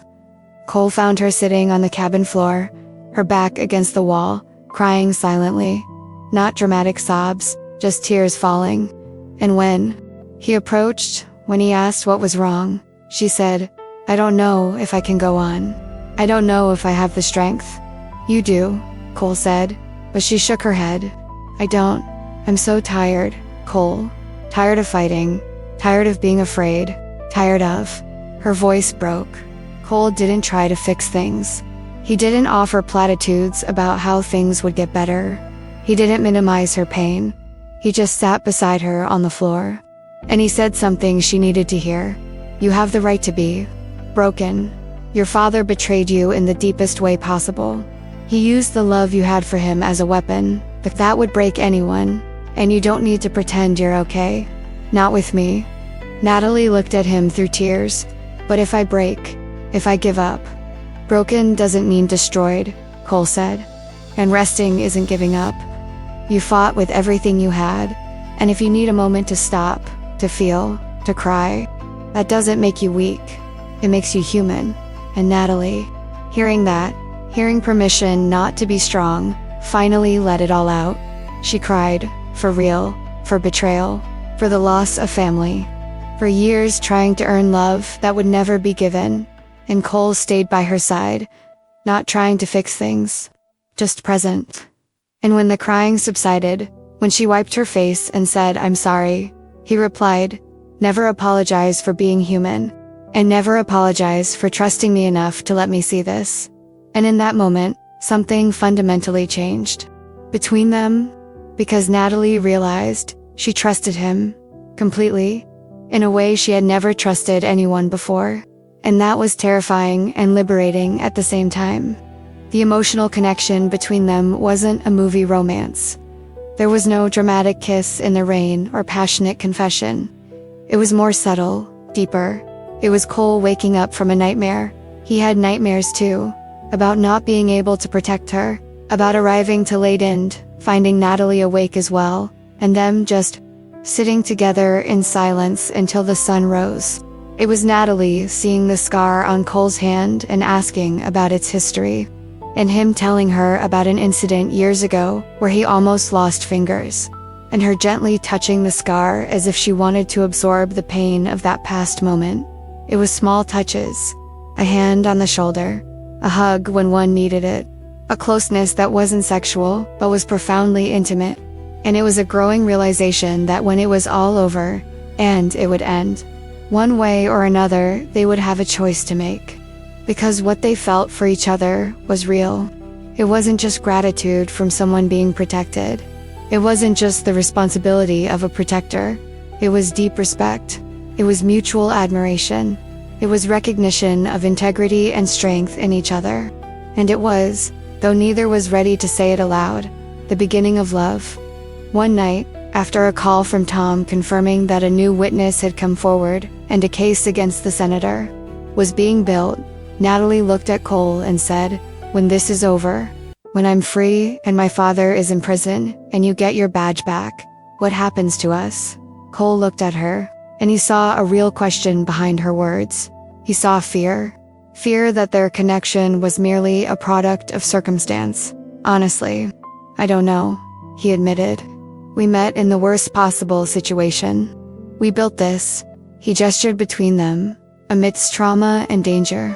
And I don't know if when everything calms down, when life returns to normal, I don't know if it will still make sense. Natalie nodded, trying to hide her disappointment, but Cole continued. But I also know that I've never met anyone like you.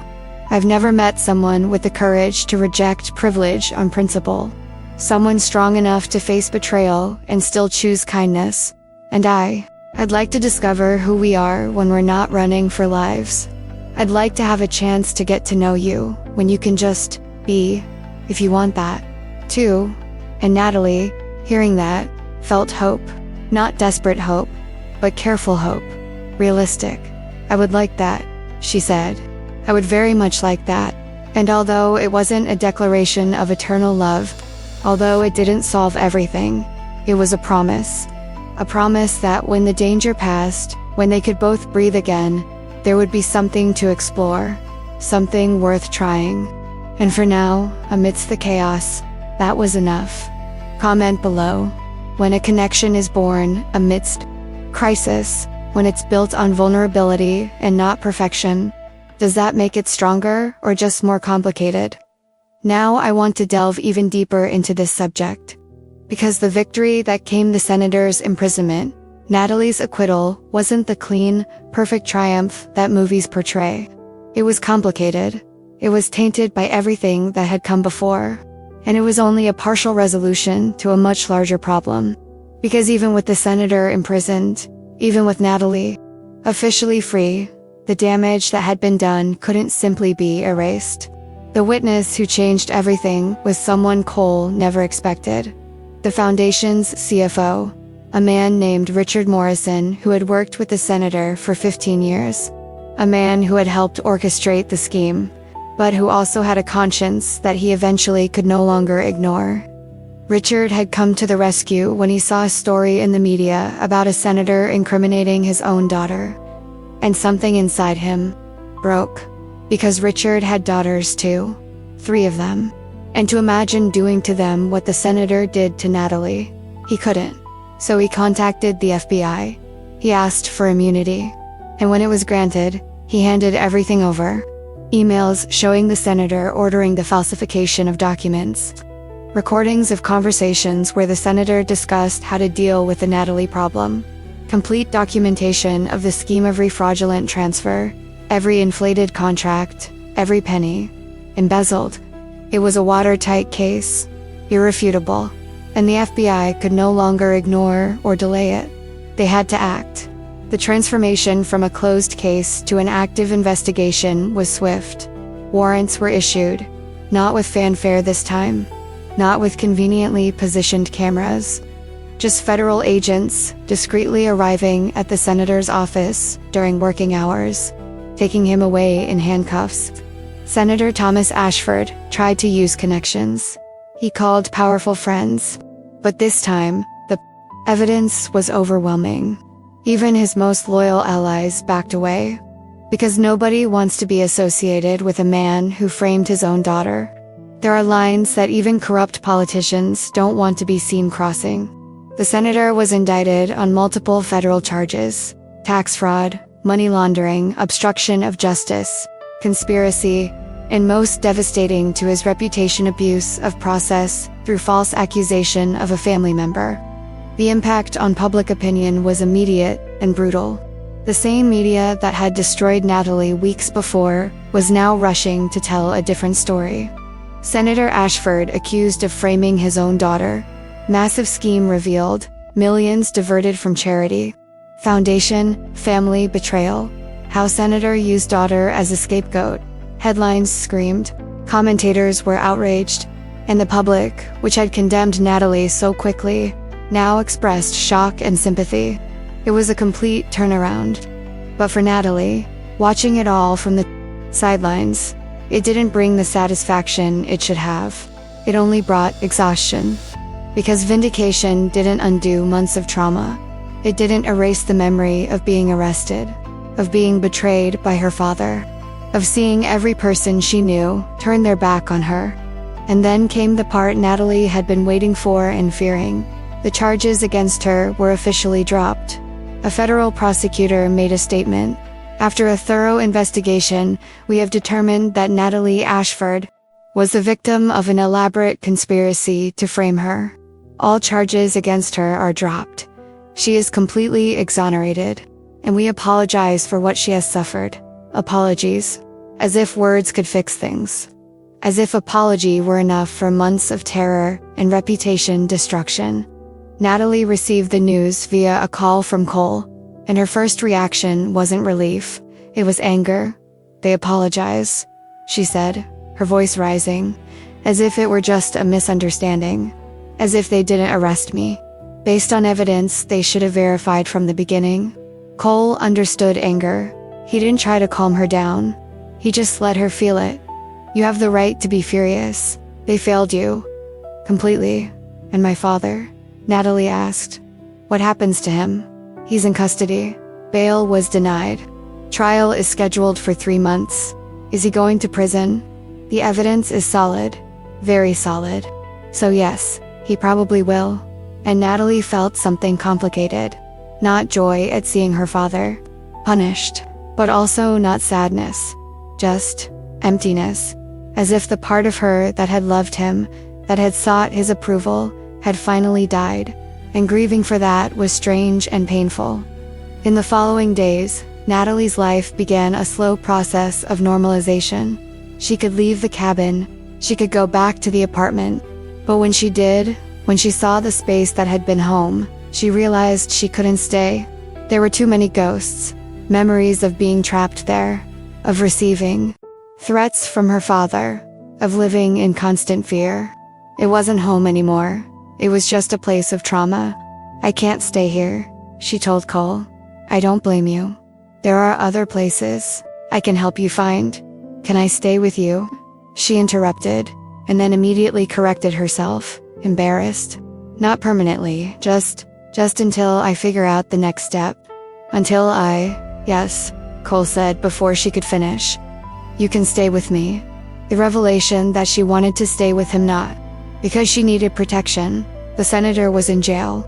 The threat had receded, but because she wanted to be near him was significant, and they both knew it, but neither said it aloud. They just accepted it. Cole had a small house in the suburbs. 2 bedrooms, modest but comfortable. "You get a guest room," he said when they showed him the house. "You have privacy. You can stay as long as you need." And Natalie settled in. And for the first time in months, she slept through the entire night. No nightmares. No waking up in a panic. Because she was safe, and she wasn't alone. But although the immediate danger had receded, the damage remained. Natalie's reputation, though technically restored, was tarnished. The community center where she worked didn't contact her. It didn't offer her a job back. Because even exonerated, there was stigma, there was residual doubt, and management decided it was easier to move on with new staff. Natalie received a formal email. "We appreciate your years of service, but given the circumstances, we think it's best that you seek opportunities elsewhere."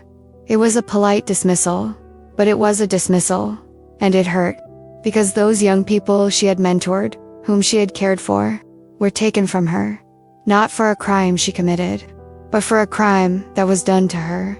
The friends she had, few that were, didn't come back. They didn't apologize for doubting. They didn't try to reconnect, because it was uncomfortable.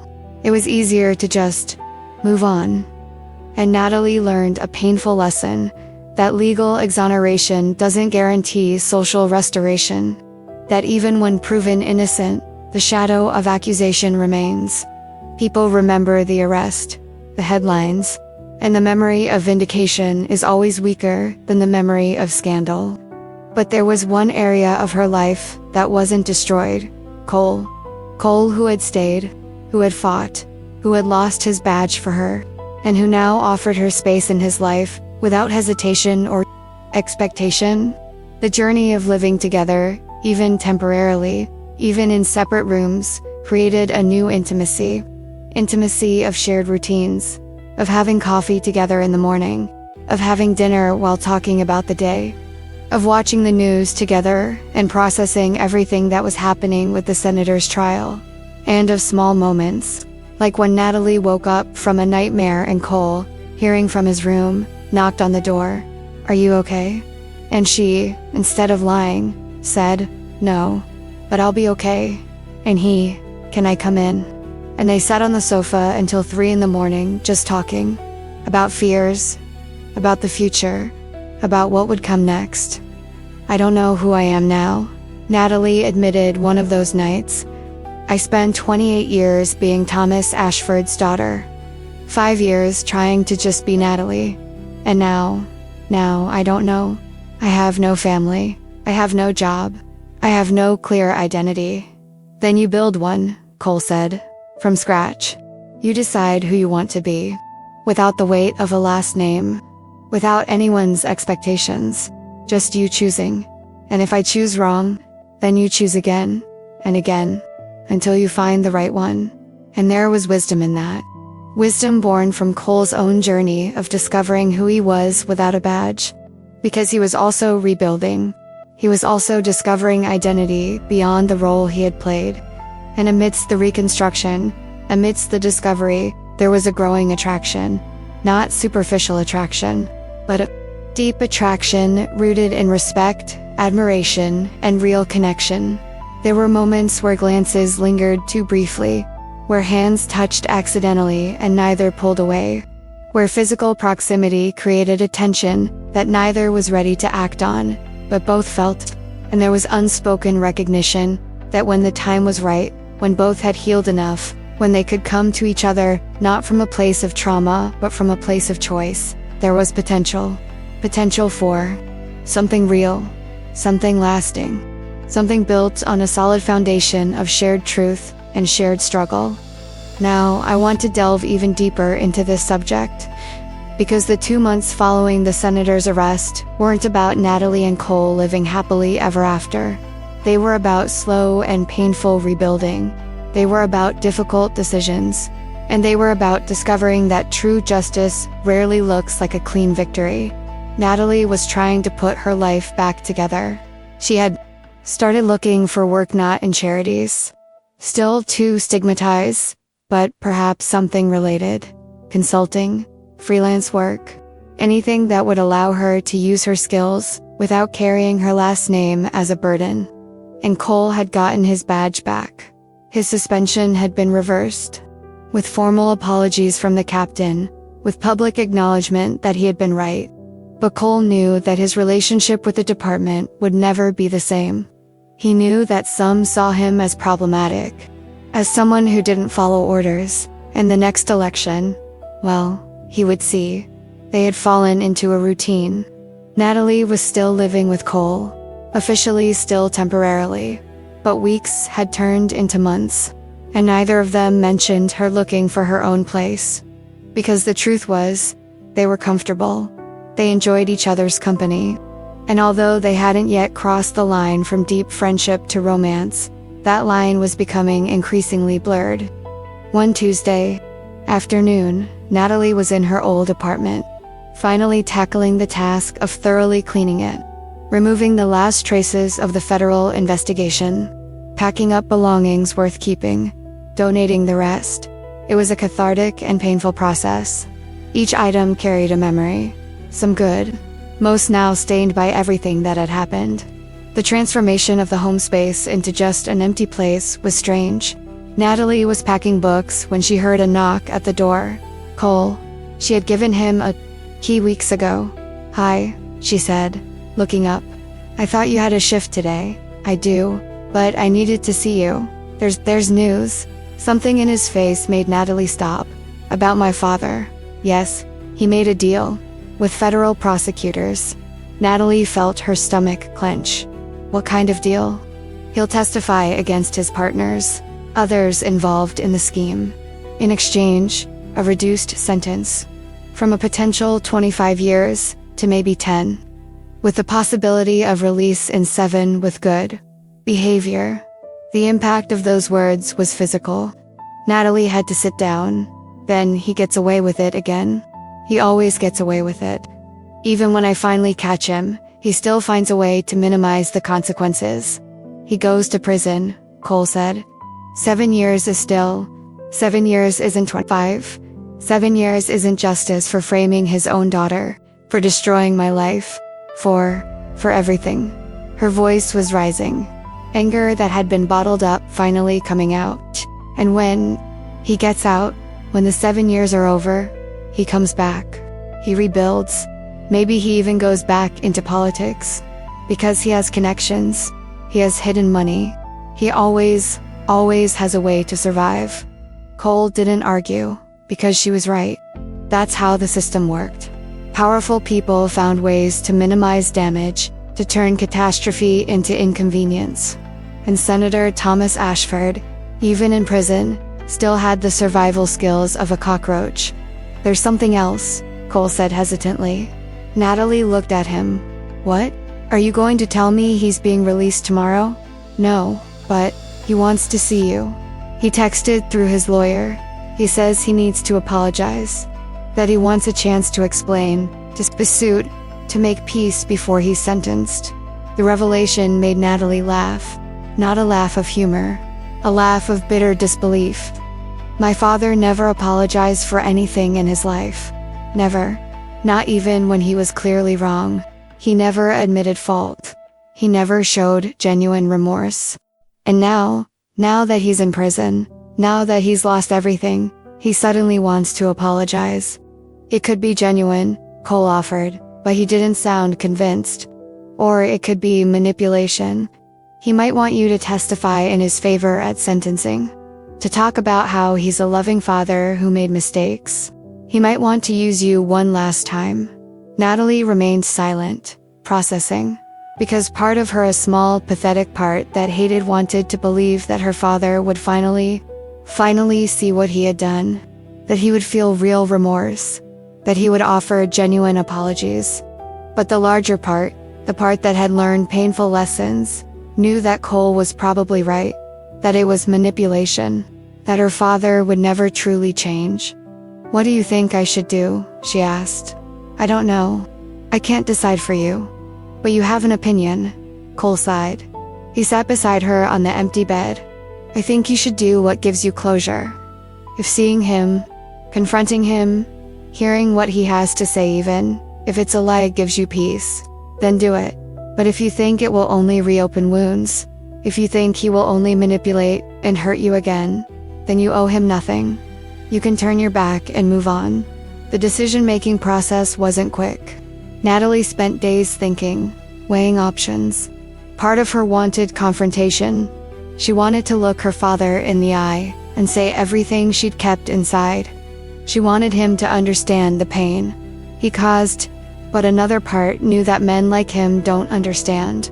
They aren't capable of truly seeing the damage they cause. They're too narcissistic, too egocentric, and confrontation would only give him a stage. Give him a chance to perform remorse while still controlling the narrative. Eventually, she decided. "I'll go," she told Cole one night. "But I'm not going alone. Are you coming with me? If you want me to go, I'll go." "But Natalie, are you sure?" "No, but I think I need to. I need to see him. I need closure. Even if it's just confirmation that he hasn't changed." The visit was scheduled. Federal detention facility. Visiting room with a glass partition and telephones. Natalie entered with Cole beside her. And when she saw her father on the other side of the glass, wearing his usual orange prison uniform, his gray hair without gel, no expensive suit, no trappings of power, she saw an old man, diminished, but his eyes still held that calculation, that cold intelligence. Natalie picked up the phone. The senator picked up the one beside him. "Natalie," his voice was calm, soft. "Thank you for coming. I know you weren't obligated to." "I wasn't," she agreed. "Then why did you ask to see me?" "Because I need to say something. Something I should have said a long time ago." He paused, looked down. A performance of shame. "I'm so sorry for what I did, for what I put you through. It was inexcusable." Natalie waited, because she knew there was more. There was always more. "But you need to understand," he continued. And there it was. I was in an impossible position. The investigation was destroying me. I was going to lose everything. And I thought that if you took the blame, temporarily, I could protect the family, protect the legacy. And then, when the dust settled, I would fix everything. I would get you out. I would make sure you didn't face real consequences. But I was arrested," Natalie said, her voice flat. "I was handcuffed, prosecuted, publicly destroyed. I know. And it went further than I planned. The feds acted faster. And then I couldn't control the narrative like I expected." He looked at her. "But you need to believe me. I never wanted to hurt you. You're my daughter. I love you. And if I could go back, would you do things differently?" Natalie interrupted. "Really? Or would you just do a better job of hiding? Of making sure you didn't get caught?" The senator hesitated, and in that hesitation, Natalie saw truth. No, he wouldn't do things differently. He would just be more careful. "I wanted you to testify at sentencing," he said, changing tactics. "Talk about how good a father I was. How I made mistakes, but always loved you. It would help. It could reduce the sentence even more." And there it was. The real reason for an apology. For a visitation request. He wanted to use her. One last time. Natalie looked at the man who was her father and felt nothing. No anger. No sadness. Just emptiness where love should have been. No, she said simply. Know what? I'm not going to testify. I'm not going to help you. You betrayed me. You used me. And even now, even in prison, facing the consequences, you're still trying to manipulate me. You're still trying to make it seem like it was all a misunderstanding or a well-intentioned mistake. She leaned forward, but it wasn't. It was a deliberate choice. You chose to sacrifice me, and I'll have to live with the scars of that for the rest of my life. The senator began to speak, but Natalie continued. And you know what's worse? Part of me still wants your love, still wants your approval, still wants to believe there's a decent father somewhere inside you, but there isn't, there never was. And continuing to look only hurts me more. So this, she gestured between them, ends here. You're no longer my father. You're just the man who gave me DNA. And when you get out of prison, when you rebuild your life with the money you hid and the connections you still have, don't look for me, because there will be no forgiveness. There will be no reconciliation. There will only be nothing. And she put the phone back on the hook. She stood up, and she left without looking back. Cole followed her, and when they reached the car, when they were finally alone, Natalie took a deep breath. How do you feel? Cole asked. Free, she said. And it was true, because finally, she had let go. She had stopped looking for love from a man incapable of giving it. She had stopped trying to be enough for someone who would never see her as enough. She had chosen herself, and that choice was liberating. Cole looked at her, at the woman who had survived impossible betrayal and come out stronger. So what comes next? He asked. For you, for your life. Natalie looked back at the man who had risked everything, who had stayed when everyone else left, who had become not only a protector but a friend, confidant, and maybe something more. Honestly, I don't know, but for the first time, the choice is mine. And I think I want to find out with you, if you still want to. And Cole, hearing that, felt something click into place. I want it, really. And although it wasn't a perfect ending, although there were still challenges ahead, finding a job, rebuilding reputations, figuring out who they were outside of the crisis, it was a beginning. A beginning based on choice, not circumstance. Based on mutual respect and shared vulnerability, and the recognition that sometimes the best things are born from the worst situations. And this is where their journey ends, for now. Not because the story is over. Stories like this never truly end with a neatly tied up final chapter. They continue. They evolve. Natalie will still have difficult days. Days where she questions whether she made the right choice in confronting her father. Days where she feels the weight of everything she's lost. And Cole will still have to navigate a department that will never see him the same way again. He'll have to decide whether to run for re-election or if his badge has lost the meaning it once had. Both will have to figure out how to build a relationship outside of crisis. How to love when there's no danger forcing closeness. But what's the difference now? They have a choice. Natalie is no longer living in the shadow of a father who never saw her. She's no longer trying to earn love that would never be given. She is free. Free to discover who she wants to be. Free to build a life based on her own values, not someone else's expectations. And that freedom, even if frightening, is a gift. Cole learned that a badge doesn't define his worth. That doing the right thing sometimes costs everything. But that cost is worth it when it means looking in the mirror and recognizing the person looking back. That it means sleeping at night knowing that when it mattered, when it truly mattered, he stayed, he fought. He chose integrity over convenience. And what about the senator? He'll serve his sentence. He'll eventually get out. He'll try to rebuild. But he'll never get back what he lost. His daughter's respect. And for a man like him, for a narcissist who always controlled the narrative, This loss will hurt more than prison ever could. Because Natalie turned her back on him. She chose a life without him. And that final rejection is justice that the legal system could never deliver. If this kind of story resonates with you, if you want to keep following stories about people facing family betrayal, about choosing integrity even when it costs them a badge, about love that grows amidst chaos, subscribing here is the way to continue walking with me. Because every week I bring you stories like this. Stories about ordinary people making extraordinary choices. About real protection when the system fails. About rebuilding after everything falls apart. Comment below. I'm with you until the end. I read every comment, every word. And I want to know if Natalie and Cole affected you the same way they affected me. If you felt anger towards the senator.